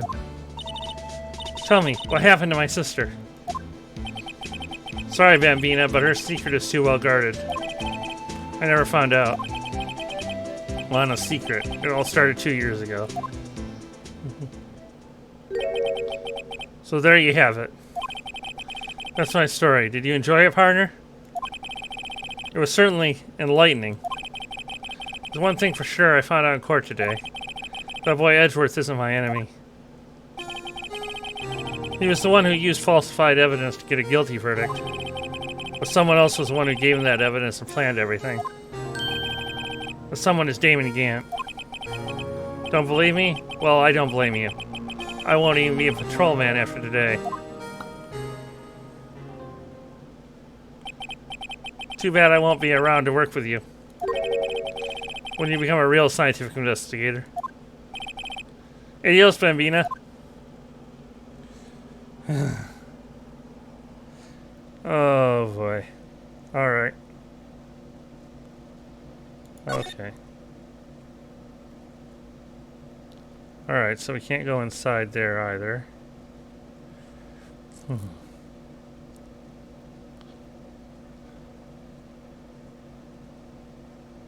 Guess let's try to go back here. Let's see. February 24, Police Station, Criminal Affairs Department. Well, if it's showing that, then something must be ready to happen. This place is always pretty empty, but today it's deserted. That must mean everyone's busy solving crimes. Oh, if you're looking for the others, they're all in the conference room. Thanks. Wow, he actually talked to us. With the chief prosecutor saying what she did and the decision about what to do about Mr. Edgeworth, not to mention our statement to the media in tomorrow's trial. There's more chaos going on than Thanksgiving and Christmas put together. I think festive is the word usually used for those. Sir, we'd like to have a look around Chief Gant's office. Just use the connecting hallway to the other building and take the elevator to the top floor. Really? You mean it's okay for us to go in there? I mean, we aren't police officers or anything. Hey, you're right. You can't go in there. It's off limits. Now I see where Detective Gumshoe gets this unique term. Well, what are we waiting for? Let's head to the chief's office. Okay. Police Department Chief's office. What the... That's like a full pipe organ here in his office? What the heck?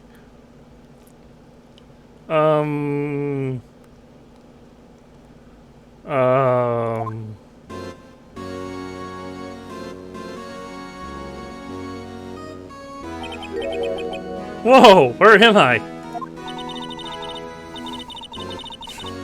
In the chief's office, silly. At least that's what it said on the door. Check out that pipe organ. That's real, isn't it? Hey, I used to take organ lessons in kindergarten. They used to call me Little Miss Bach. Oh, boy. Yeah, because someone just has that in their office. Yeah. Yeah, that's, I never could remember where C was. Hmm? Oh, hi. Little did we know this precinct was designed by George Trevor. Oh, it's you two. Chief Gant. He put that paper he was reading in his desk. So, Rido, have you been swimming lately? No, I haven't. I've been kind of busy lately. I can appreciate that. I've had my hands full, too, with Mr. Marshall's misconduct and Lana's provocative statement. Provocative statement? Oh, you mean about the forged evidence? 2 years have passed since that incident. My, how time flies. See that big picture on the wall over there?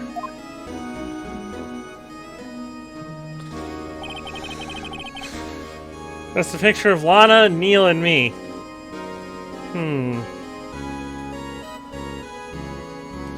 A vase. We have a vase. We put one together. And why is there a golden suit of armor in the picture? I don't think we'll probably get an answer to that question, but... So this is Mr. Marshall's brother, Prosecutor Neil Marshall. We took it to commemorate our work together. Something's not right with this picture. I can't quite seem to put my finger on it, though. Gant team picture added to the court record.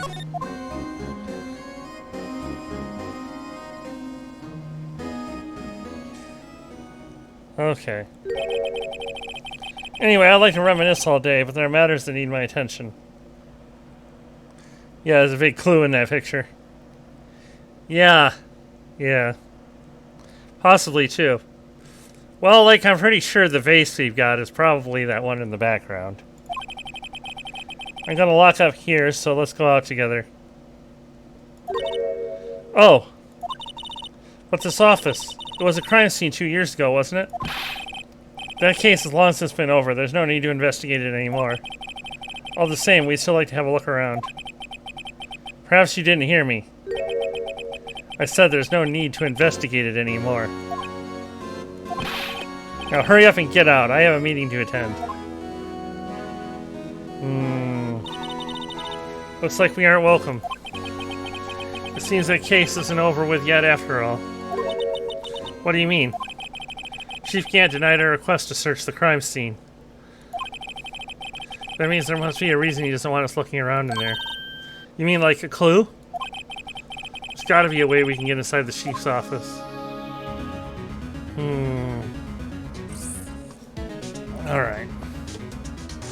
So let's take a quick look here. What does our face look like again?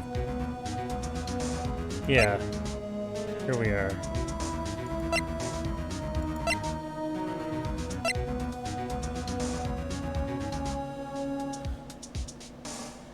Yeah, that does look like it matches.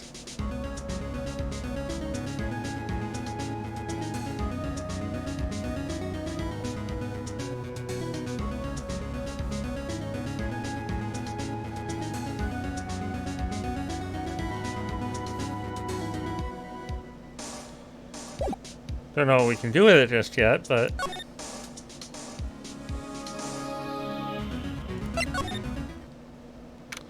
Let's see, February 24th, Police Station, Criminal Affairs Department. Hey, pal. Detective Gumshoe, aren't you supposed to be in a meeting? I'm, just taking a breather.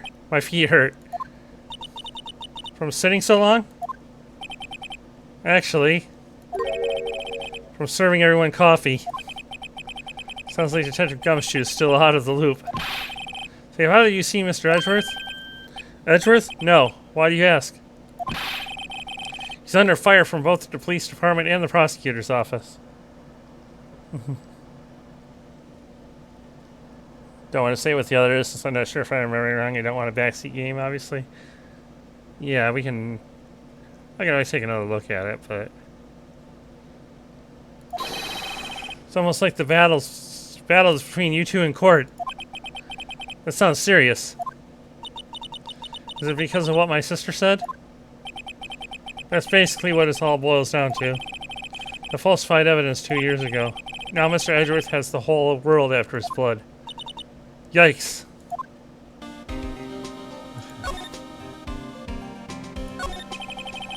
Well, why would Edgeworth be blamed? It's not like he knew the evidence was forged. Well, Honest Guy is the guilty party here, isn't she? Regardless, the prosecutor is responsible for the evidence they present in court. Not only that,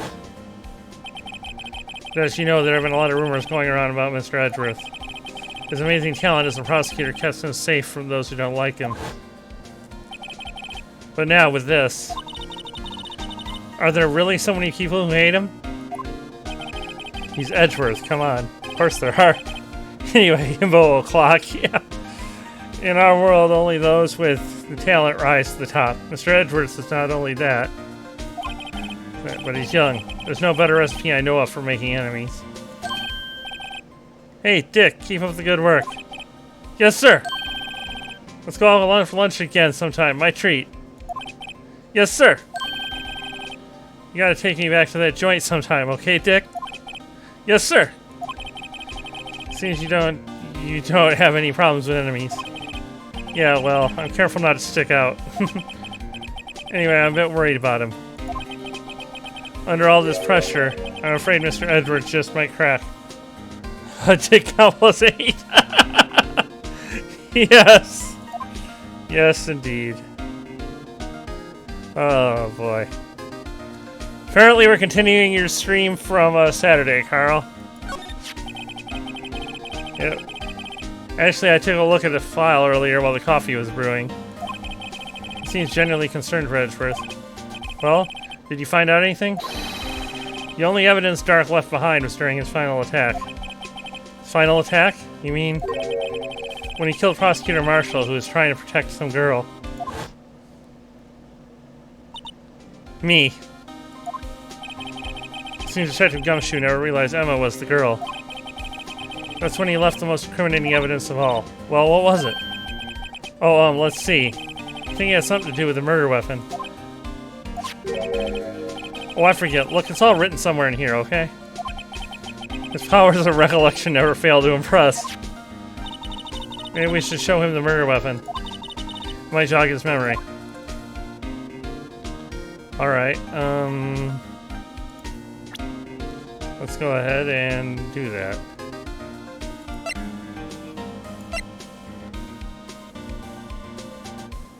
Okay, such we don't... Oh, right. We just pulled up part record, we can go to present. Gotta go back for that.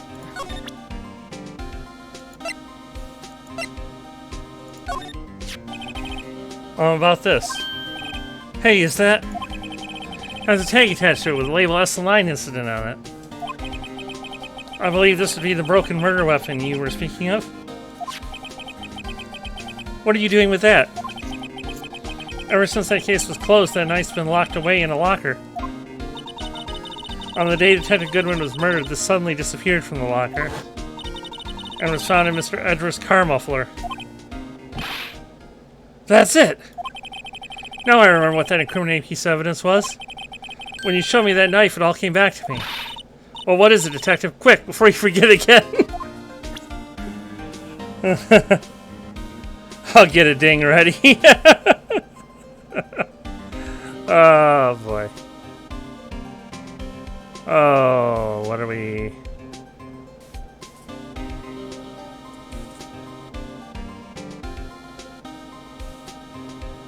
Okay.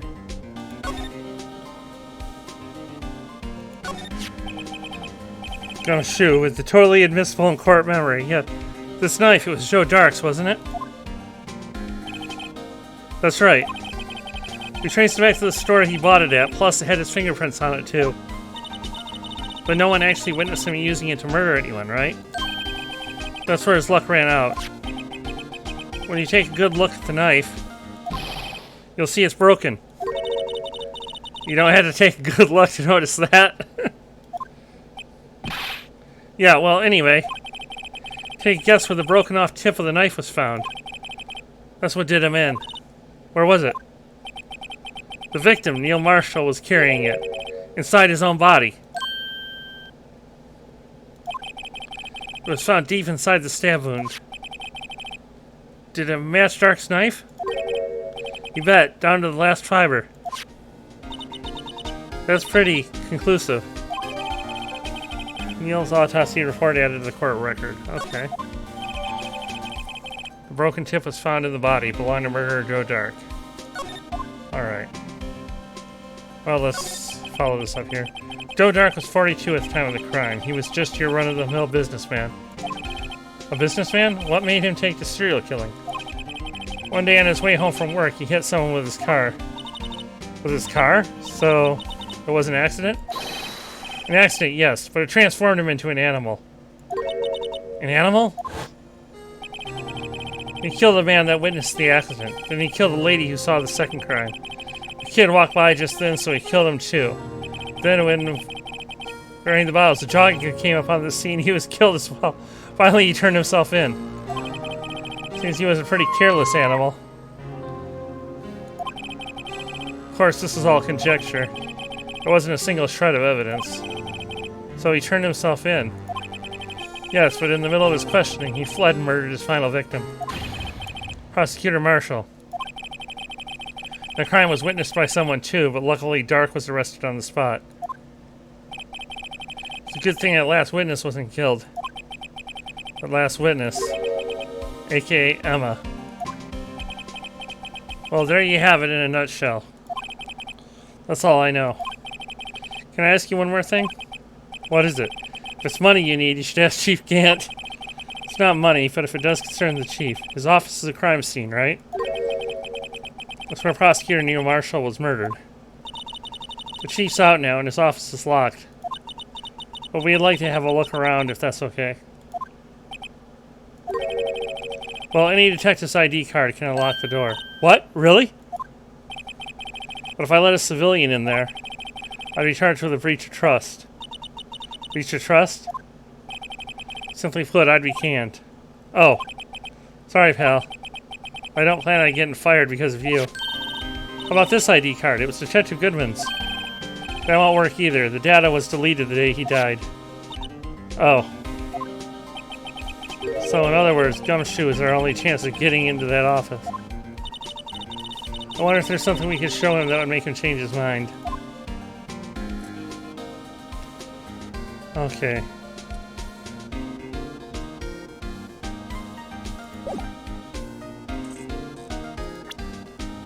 I guess I don't really need to save because there's not risk because we're not in trial, but I'm going to do it anyway. Okay.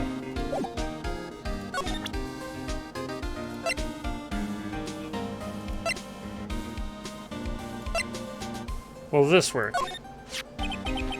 About that jar. I think I've seen it before somewhere. Somewhere? Or maybe it's one of those memories people have from previous lives. This must be the most uninformative detective I've ever met. Something about it makes me feel uneasy. It's like I'm in the chief's office and he's yelling at me. Chief Gant? Where could I have seen that before? Let me share a little advice with you as a detective. If you don't have a clue, keep your trap shut. I'll keep that in mind. Sheesh. Okay.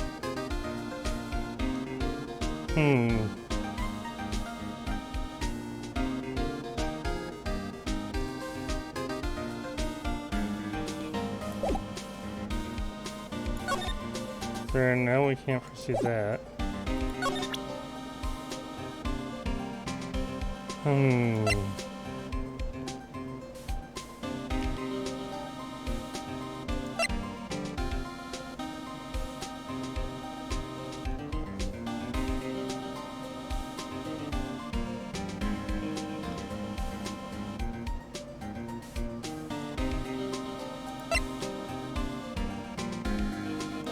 Oh, you want us to take a look at these, so...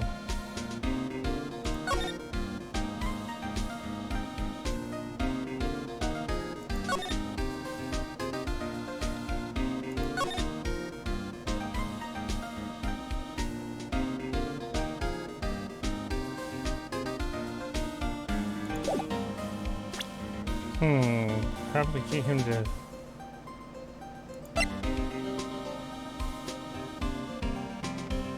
Let's take a look at this here. death, February 9.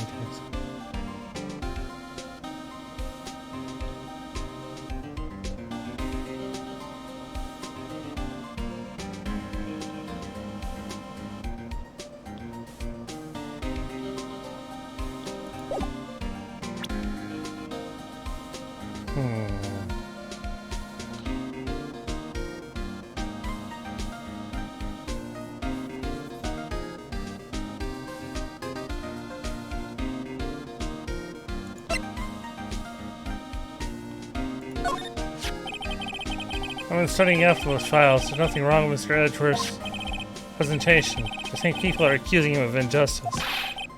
I, for one, ain't buying it, pal. You're looking into the case of Mr. Edgeworth? Yeah, it was a pretty big deal when it was going on, you know. After all, a serial killer was on the loose. Alana was pretty clear in her confession. She forged evidence in order to prove Joe Dart guilty.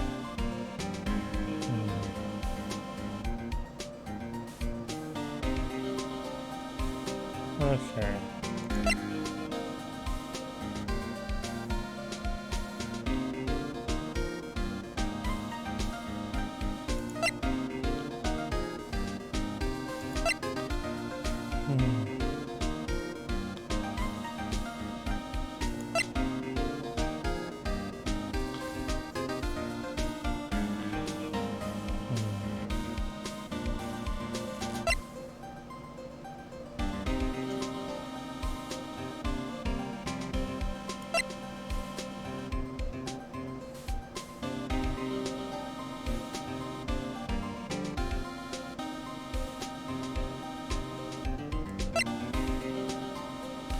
Evidence from a past case that Edward was brought back to his office at his request.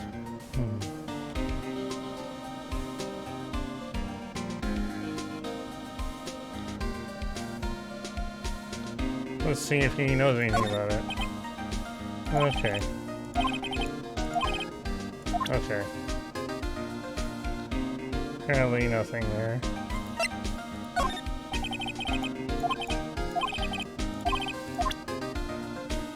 Alright. I'm gonna take a quick look then.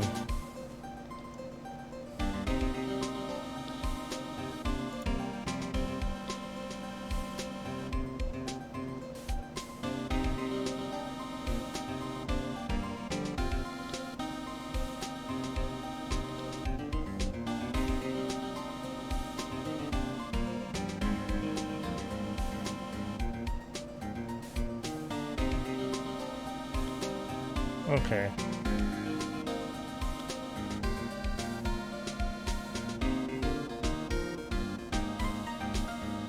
Alright, apparently we can't do it. We can't convince him with anything we have right now. We gotta move on to something else. Okay.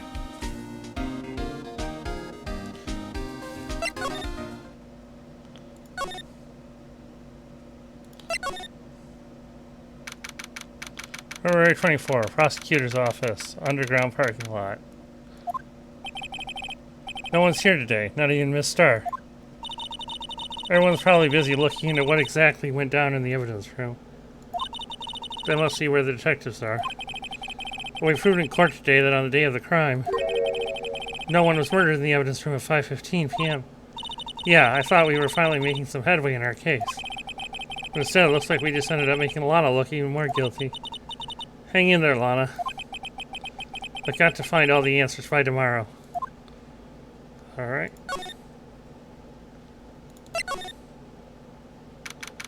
February 24, High Prosecutor's Office, room 1202.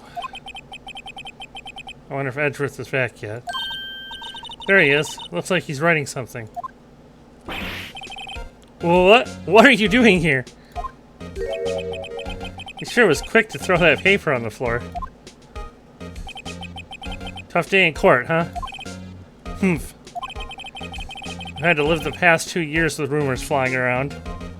I definitely not snooping. Yeah. What's another allegation to me? Cheer up, Mr. Edgeworth. I'm rooting for you.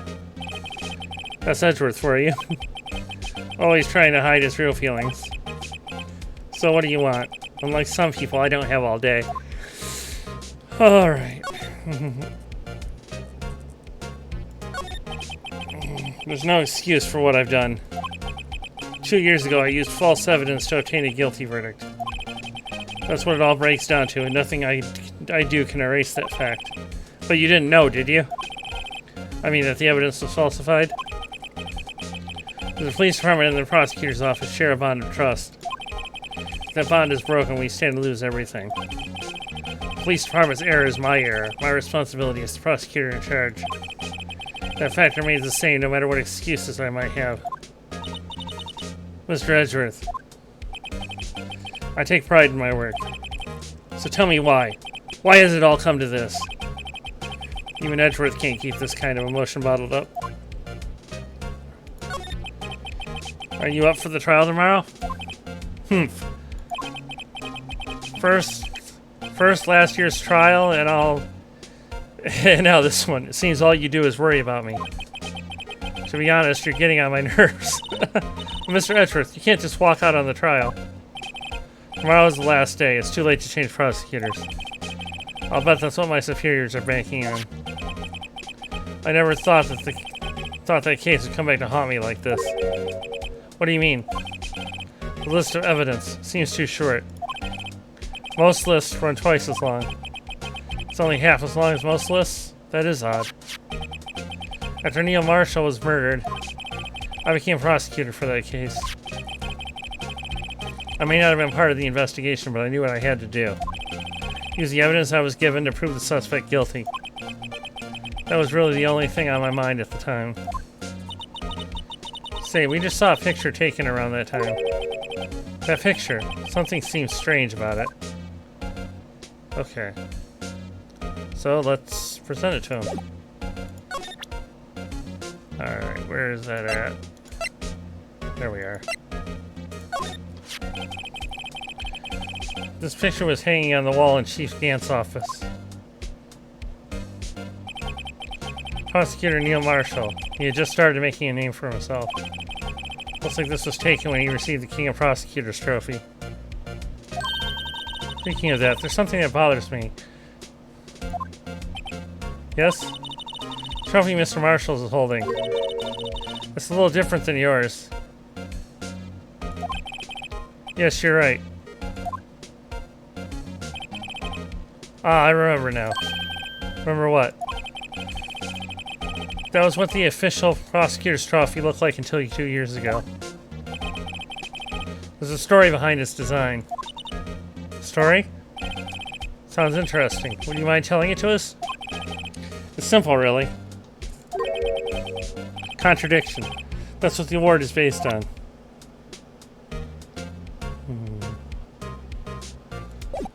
Okay. This award originates from an ancient Chinese tale. In China, the word contradiction is written with 2 characters. The first means halberd, and the second means shield. Have you heard of this story? Me? Oh, sure. Everyone knows that. Why don't you tell it, though? For Emma's sake. Nice. Nice, Phoenix. Very well. Oh, boy. Long ago in the kingdom of Chu, there was an arms merchant. One day, he presented the king with 2 items. First was a halberd he claimed could slice through any shield or armor. The second was a shield he claimed could withstand any weapon. Wait a minute. Those claims contradict each other. Very perceptive. But then again, you've heard this story before, right? Anyway, as you mentioned, the very descriptions of these items discredit them both. When the king pointed this out, the merchant was left speechless. And thus the Chinese word for contradiction was born. He's right, smooth operator, yeah. Oh, I see, so the chipped shield and broken knife symbolize... Precisely so. They symbolize the merchant's items. The ancient tale ends with the merchant at a loss for words. But it's in our nature to pursue matters to their conclusion. Even if it results in something as ugly as this. Wow, thanks, Mr. Edgeworth. I learned something new today. That's funny. If that's so, then why were you only given a shield? You'll have to ask Chief Gant. 2 years ago, he had the halberd part of the ward abolished. Chief Gant. King of Prosecutors trophy updated on the court records. That does seem odd, doesn't it? That we got basically a halberd that looks like it. I mean, let me look at that again.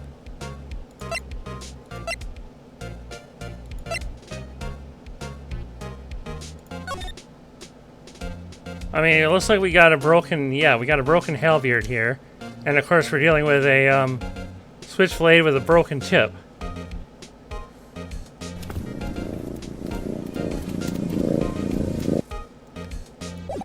That seems a bit of an odd coincidence.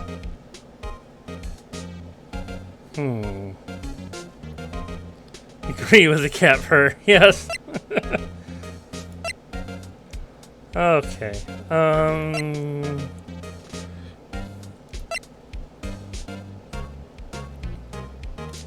Okay, well, first of all, let's... Could you tell us again about what happened that day? Kitty has wisdom to share. Kitty indeed does. Yes. The day Detective Goodman was murdered? You were participating in a ceremony over at the station, right? I never cared for ceremonies, but I had to attend that one. Because you were awarded this? Those receiving awards can't exactly skip out on the ceremony. I finished up at the office in the morning, then drove over to the police department. You finished up at the office? Yes, just odds and ends. Clerical stuff. I didn't plan on returning to the office that day. That is, until I was asked to take something back. Take something back? This. Oh yeah, Chief Gant asked you to hold on to that, didn't he? Yes, it was a piece of evidence in a case that was closed half a year ago. He asked me to bring it back to the prosecutor's office. So wait, the only reason he came back is because Chief Gant asked him to bring this over.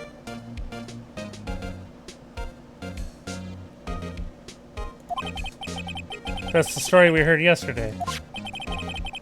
So you came back here to the prosecutor's office because the chief asked you to. That's right. Well now. Okay. Just out of curiosity, do you actually know anything more about it?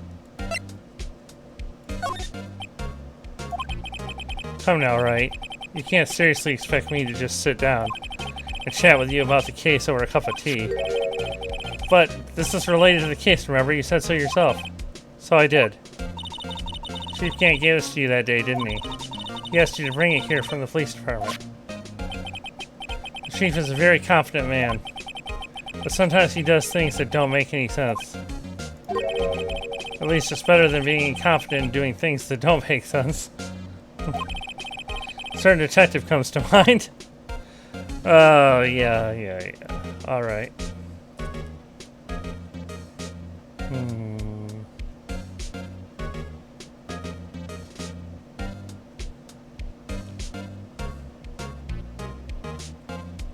Okay.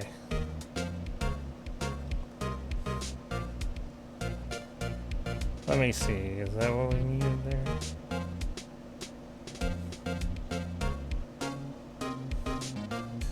Oh yeah, we should examine the office here, I guess.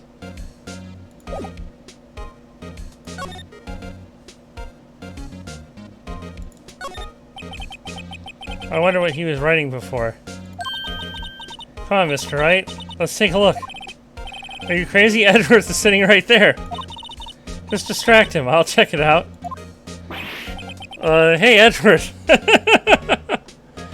My brain starts lighting up like Kane's at the end of Soul Reaver 2. Oh, boy.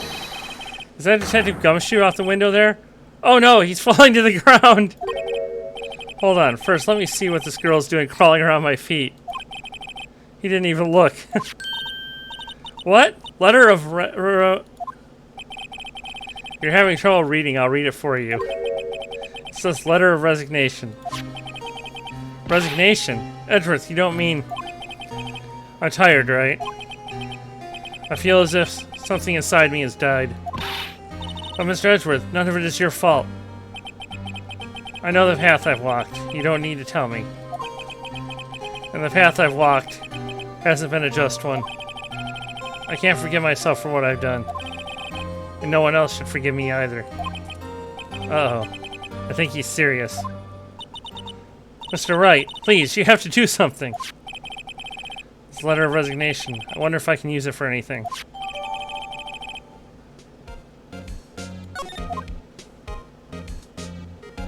Oh! I bet we can use that to convince Gumshoe. No, Edgy, you can't. There are like 5 games after this one you're in. Oh, boy. Yes. Alright.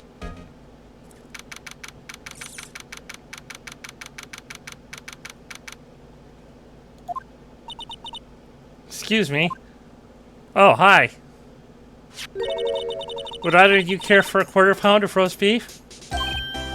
Miss Star, I guess she's out of lunches. You certainly are the curious sort, aren't you? Kind of like the first person who sucked a cow's nipple to discover milk. Okay.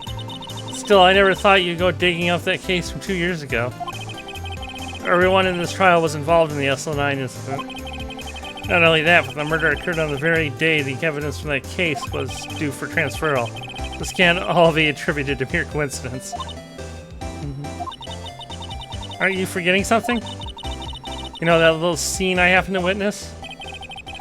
The instant Lana stabbed Detective Goodman with a knife. No matter how much of the past you dig up, it won't change what I saw. Roast beef is meant to be savored when eaten. Miss Star's hatred toward Lana. It all dates back to 2 years ago. Well.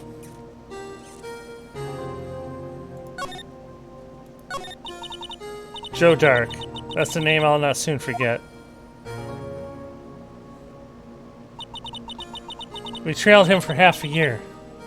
Gosh, I haven't had roast beef in forever. Oh, hi, boobs. Yeah. Yeah, that's pretty much Angel there for you. Yep. We trailed him for half a year. Oh, the pressure. Still, I don't think I was ever more alive than I was then. Those days were steamier than a bowl of hot gravy. Poor old Jake Marshall, though, must have been going on through hell. You mean because of his brother's death? They were close, those two. Detective Boomington. Oh boy, former Detective Boomington, yes. After Neil died, something took over Jake. He became obsessed. Seeing Jake like that made her all the more desperate. Her? Lana Skye. My sister. She's wearing her rice patty on her head. Yes. Yes, she's definitely got, an outfit going on, yes. The best of the best were put on that SL9 case. Of course, they were led by that legendary duo. Lana and Chief Gant. Alright. That legendary pair was the reason we were able to keep up our investigation. That's why we were so shocked over how it turned out. You mean with the forging of the evidence? Don't get me wrong, Joe Dark got what he deserved. Still, it was obvious the evidence produced in court was being manipulated. Items our team never found would suddenly appear, while other items were kept secret. But you don't have proof anything illegal was done? I'm proof enough of what happened. After that case, all of us save Goodman were relieved from our duties. Most without even so much as an explanation. Then Lana Skye transferred to the prosecutor's office and became chief prosecutor. Lana always wanted to be a prosecutor. Nothing's quite as simple as it appears. Lana Skye was merely being used as a pawn.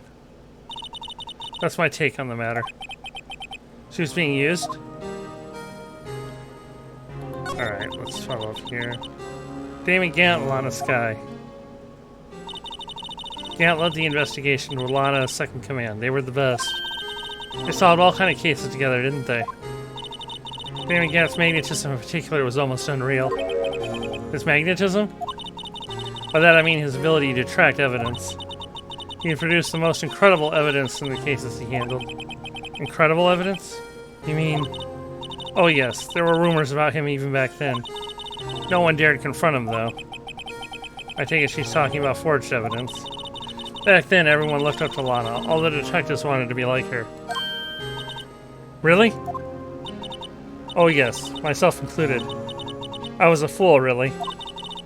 She hated anything crooked and always watched out for the other detectives. That's why she was so concerned for Jake. Mr. Marshall? When Jake's brother was murdered, she felt as if she had lost her own brother. If it wasn't for her, I don't think Jake would have ever recovered from his shock.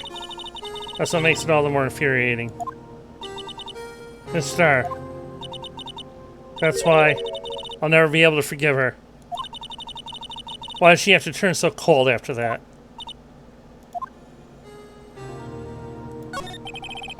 Lana transferred to the prosecutor's office 2 years ago, didn't she? Yes, thanks to Chief Gant's powerful influence. Chief? That's right. Having solved the SL9 case, his position as chief was secured. There was only one thing left for him to control. And then no one could stand in his way. The prosecutor's office. What? You mean that's why Lana was transferred? If he can control the chief prosecutor, he can control the prosecutor's office.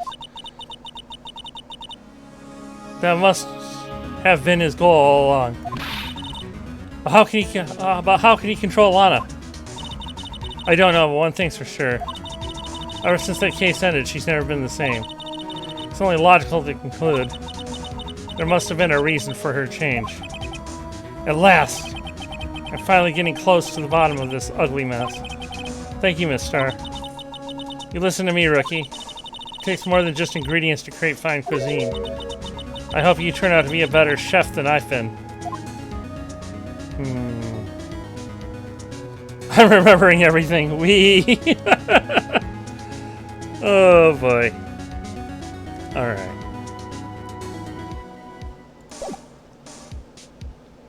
Is there anything we want to present her? Let's see if she says anything about the murder weapon.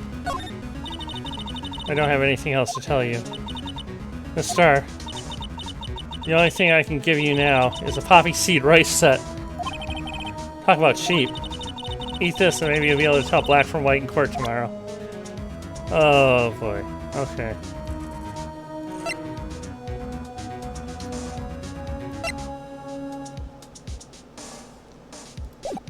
Alright, I think we'll move on to talk to Gumshoe then.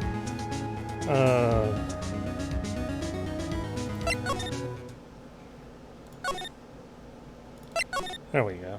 Criminal Affairs Department. February 24, Police Station. Criminal Affairs Department. Oh, you're back. You're still here? Stretchies! Okay. Thank you, Zero. Alright. Still here? I gotta make 150 copies of these files. Brewing coffee, copying files. I turn into a regular DJ. You're a DJ as well? If I'm not mistaken, I think he means dust jockey. Oh, that DJ. I gotta admire your persistence, but my answer's still no. I'm not letting you in the chief's office, period. It'd be my neck on the line. That office is the last crime scene in the SL9 incident. I have to take a look in there. Gotta be something we can do to make the detective change his mind. Hey, Hop High! Thanks for the raid! Give you a shout out.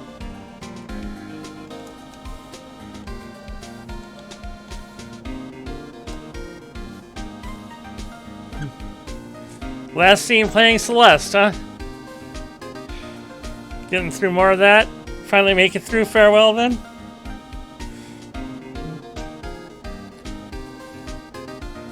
So happy you had a chance to reading that. Yeah, I don't usually go this late, except sometimes on Phoenix Wright Night, yeah. So, yep. Alright, let's see. Yes, I think we know what will change your mind here. What's this crumpled up piece of paper? No way! Mr. Edgeworth can't be serious. Is he ever not serious? That's a very fair question. Yes. I can't believe they've pushed him this far. Mr. Edgeworth really feels responsible. When I first met him, I thought he was as cold as ice, too. But I know different now. He trusts us detectives to provide him with sound evidence. But we betrayed him. Detective. That's it. I made up my mind. But... Here, take my ID card. We can't do that if someone found out. They wouldn't let you off the hook with another lost item report. Look at me. It's no secret I'm already out of the loop. After all, I'm friends with Mr. Edgeworth. Depending on how this case turns out, I may already be as good as terminated. What? So at least let me do this, for Mr. Edgeworth's sake. Alright, Detective, thank you. Gumshoe's ID tucked swiftly into pocket. Alright.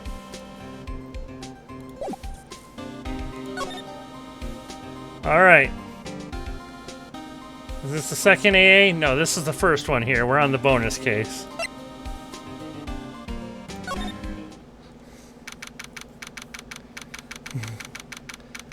February 24, Police Department, Chief's Office. Here goes, Mr. Wright. Click. Beep.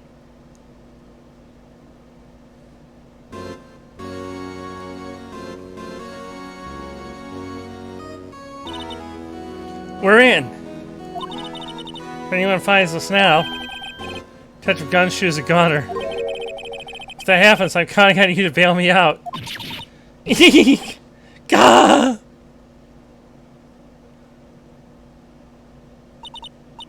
Sorry, I thought you were a ghost. I didn't even know you could slap a ghost. Ah, Detective Gumshoe. What are you doing sneaking up on us like that? I wasn't sneaking. I was just worried something might go wrong. So I came too. If you're here, then what's the point of giving us your ID card? Gumshoe's ID crushed and rendered unusable in pocket. Hey, don't do that to my card!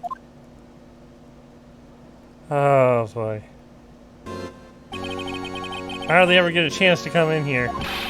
So I figured I'd have a look around myself. Gumshoe doesn't sneak, he's anti-stealth. He draws attention to him. Yes! Besides, we're all in this together now. You really do want to get fired, don't you?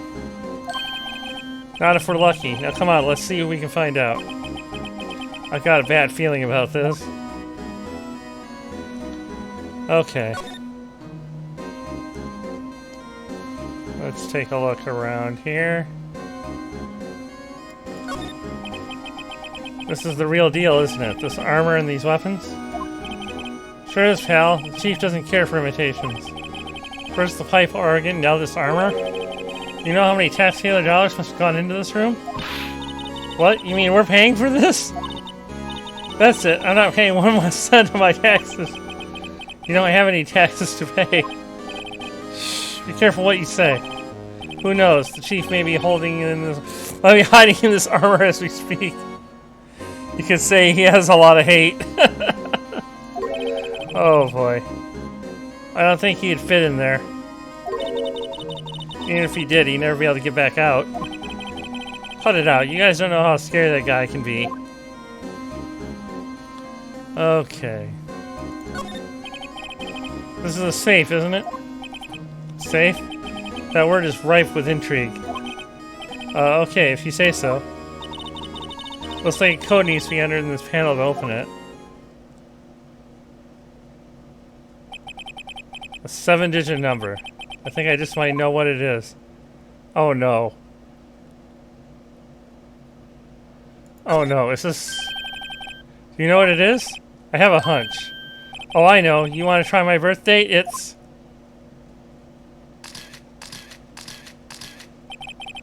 I have a better idea. Here goes nothing.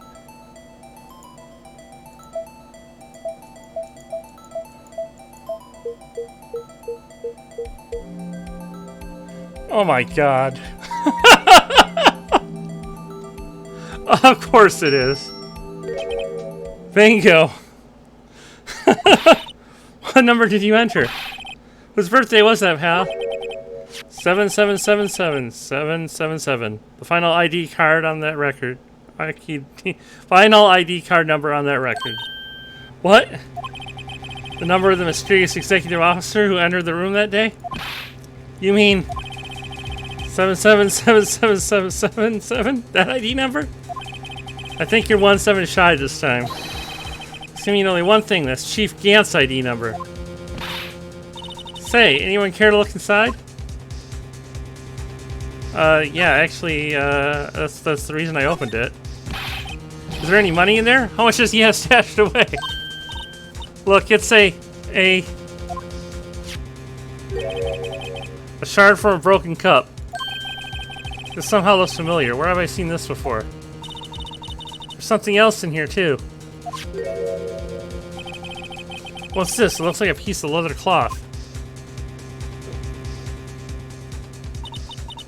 This is a handprint, isn't it? Hey, I saw someone wearing a shirt like that once. You think the chief made up the design? I don't think so. Oh, well, it was just a thought. Is that it? This is all that was in the safe? Apparently so. It's empty now. Piece of cloth with a handprint on it. And a broken shard from... They look like pieces of evidence. Feel bad for Gumshoe. Yeah, maximum security. Oh boy. Yeah, but unless you can prove they have something to do with the case, I'm afraid I can't just let you take them. After all, it's my neck on the line here. Great, now I have to prove their relevancy to get them. Or are these two items related to the SL9 incident? Come on, there's got to be something we can show the detective. Okay. Well, for one thing...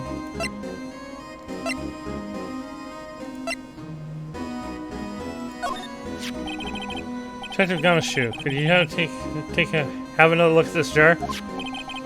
I remember when the three of us put that back together. Ah, those were the days. It's kind of early to be nostalgic. Wasn't this jar a piece of evidence from that case?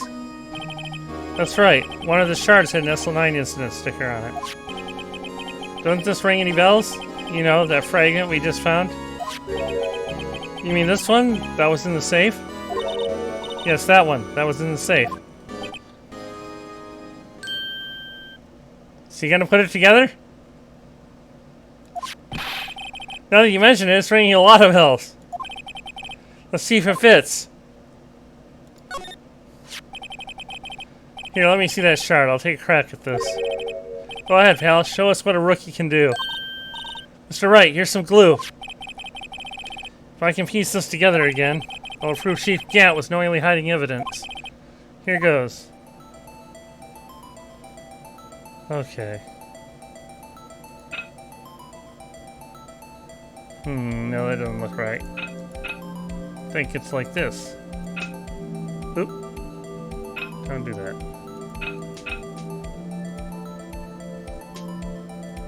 Fine, there we go.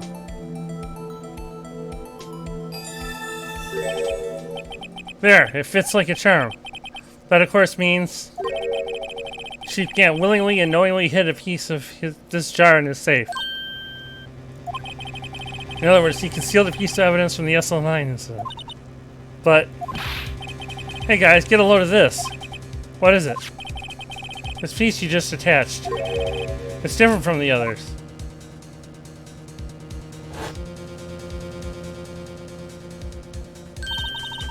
There's a reddish line on it. Reddish line?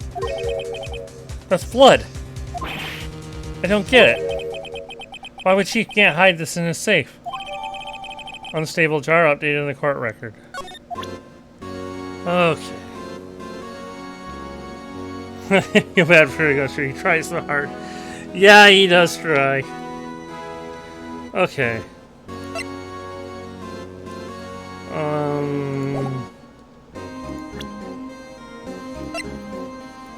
Do we have the cloth there? No, I wanted to try to do fingerprints on it, but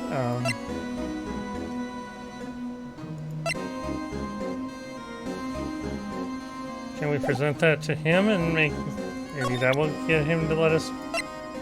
Let's try fingerprinting it. Detective Gumshoe. I'd like you to have a look at this. Hey, I know what that is. So you want to take some fingerprints? That's a great idea, Detective. Alright, go to town. Sheesh. What are you doing? Why are you sticking out your hand like that? Go ahead, take my fingerprints. It's not your fingerprints we want to take. Huh? Come on, this isn't the time for your jokes. We're talking about that cloth we found in the safe. Oh, I knew that. The one with the handprint on it, right? Sheesh, where's your sense of humor? Okay, Mr. Wright, let's check for prints. Sprinkle the powder on the cloth. Then once they've been absorbed into the prints, blow the rest away. What are you, my mom? I don't have to be told 1,000,000 times. Alright, let's get this over with. Alright.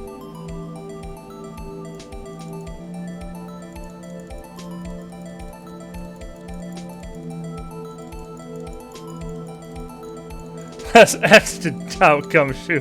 Yes. Oh boy. Alright. Alright, let's see if that's solid enough. Yeah, we definitely have a print. I gave it my best shot. That kind of result won't be any good for matching prints, will it? But it doesn't look like we'll get a clear result from this print. Okay, let's try a different finger then. Okay. This looks clearer, so maybe we'll get a better...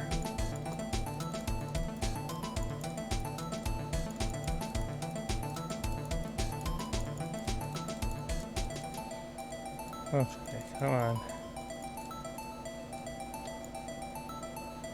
I think I'd like to try one of the other fingerprints. No. Why did we do that? Come on. Didn't want to back out.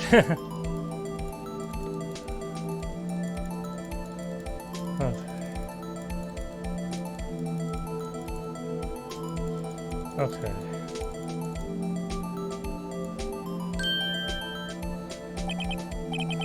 Get my best shot. Alright.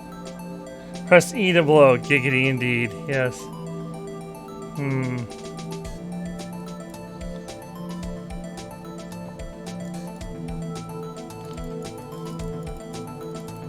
Oh.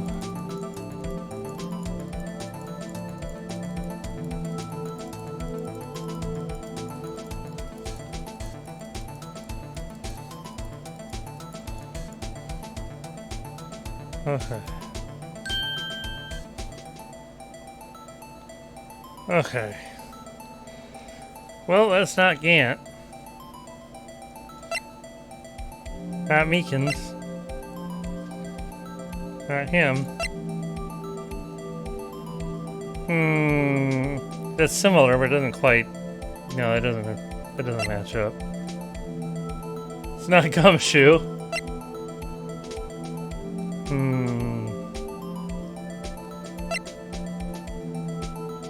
Oh, was that?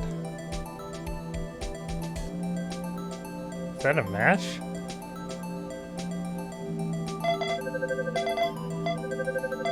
That's Emma? That's Emma! No, how can this be? What are Emma's fingerprints doing here? Hey, you found a match? Whose fingerprints were they? Huh? Oh, it seems the prints are too old. They aren't clear enough to get a match. Oh, that's too bad. I thought they'd be Dark's prints. Hey, you, over here. What's going on here? What is that kid's prints doing inside the chief's safe? Don't ask me. Let's just keep this information from Emma for now. Here, maybe you should hold on to this. Piece of cloth folded and add to the court record. Oh, thanks for following, Daniel. Thank you. Alright. Okay, let's... Oh, let's see... Let's go ahead and talk to him real quick. That desk on the other side of the room, was that your sister's? Yes, that's where I was waiting for Lana. Yeah, this game is fun. On that day 2 years ago. Is anyone using it now? No, sir. This is entirely Chief Gant's office now. He practices a strict policy of preserving the crime scene. That's a strange reason to leave it there. He leaves it as a warning to everyone else. He wants us to always be alert. He told us so himself at our New Year's party. Of course, he was pretty intoxicated at the time. I see. So ever since Lana left, no one ever touches that desk? No one except Chief Gant and the cleaning lady who's in here each morning. Still, 2 years have passed since that incident. There can't possibly be any clues remaining. Okay. Can I ask you something? Sure. Alright, gonna have to hop off and get some sleep. Good luck with the rest of the case. Thanks, sir. Thank you for coming, Hop High, and thank you again for the raid. I hope you have a good night. I mean, that's your only reason for coming here, isn't it? Why do you ask? You don't think... Nah, you wouldn't be. No. No, there's no way. Never mind. Don't worry about it. Okay, now then let's look around a bit more. Hey, hold on. Not so fast, buddy. Huh? What is it? When someone tells you don't worry about it, it's supposed to start bothering you, pal. You don't just let it go at that. Sorry. This guy's starting to get on my nerves. Oh, boy. Okay, so what's bothering you? You two don't think Chief Gant might be a suspect, do you? What? He's right, Mr. Wright. What do we think of him? Chief Gant? So it's finally come to this. What do I think of him? Perhaps it's best I don't divulge my feelings, yet. There you go, ignoring me again. Oh, boy.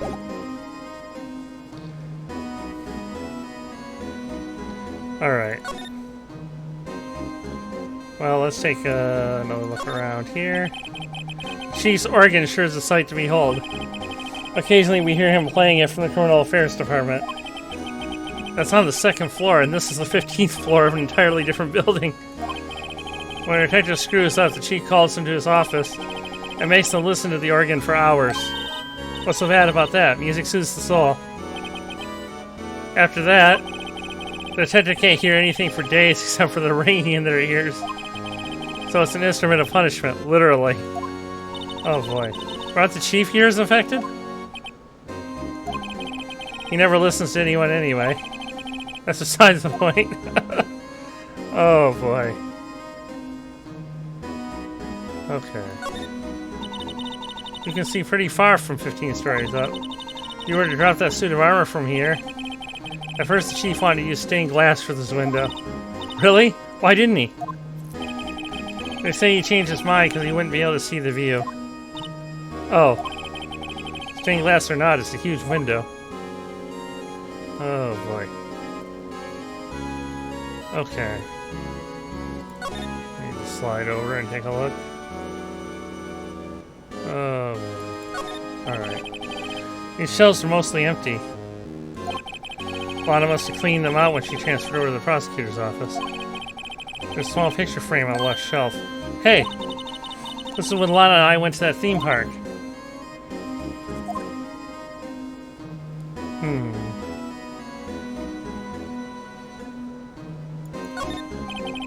This was Lana's desk. It sure is tidy. Lana's always been a meticulous cleaner. There's not even any dust on it. Looks like someone's still keeping it clean. Does Lana ever come back here? No. Chief Gant must still keep it clean in memory of their partnership. They were the stuff legends are made of. Does he keep it in memory of her or in memory of the crime? Alright. This was taken on that day 2 years ago. The day Joe Dark ran out of the questioning room and tried to kill Emma.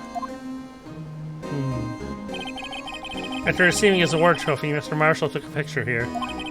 Then went along with Chief Gant to question Dark. I bet he never knew he'd be dead just a few hours later. Gee, you think? Oh, fuck. Alright, are we gonna say? Look at that giant window. Makes you want to crash through it and jump outside. This is the 15th floor. I know, I was just saying. Saying what? Ever since making Detective, I always dreamed about doing something like that. Note to self, Detective Gumshoe has a lot of dreams. So long as he doesn't go crashing through that window when he gets fired. Don't say that. Oh boy.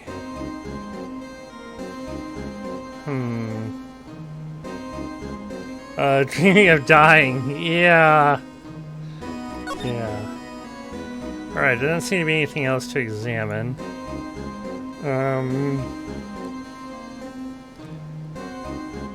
I'm just kind of curious. Oh, no, that's not what I wanted.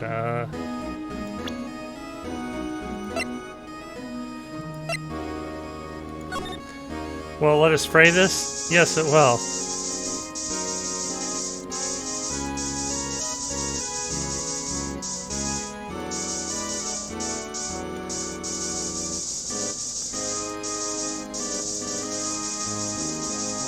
I mean, if it's cleaned all the time, there shouldn't be anything here, but still. We've got to try.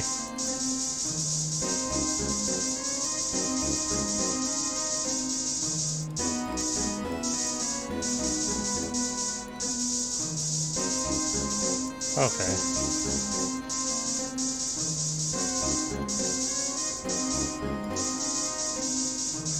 Okay, nope, I don't think so.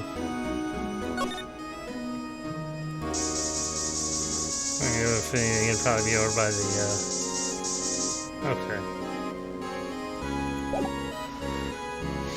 Alright, so... Okay. Nothing else to talk to him about.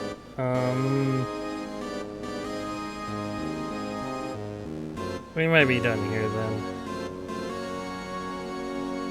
And I think it's getting late enough. I'm going to go ahead and just save it here, and we'll go ahead and call it and do a raid. Alright.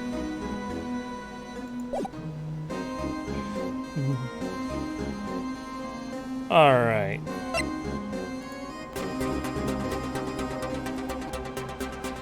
Alright, thank you for coming, everybody. Let's see who's out there for a raid.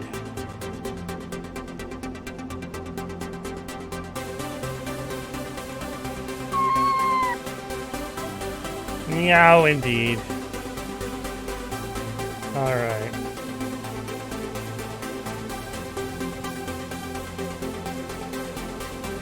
I think I'll send you guys to Mizzle again for some more Phoenix Wright action.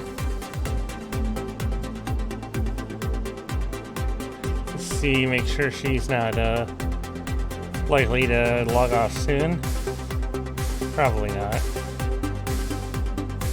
Okay, fine. Yeah, her uptime. She only started about 40 minutes ago, so all right.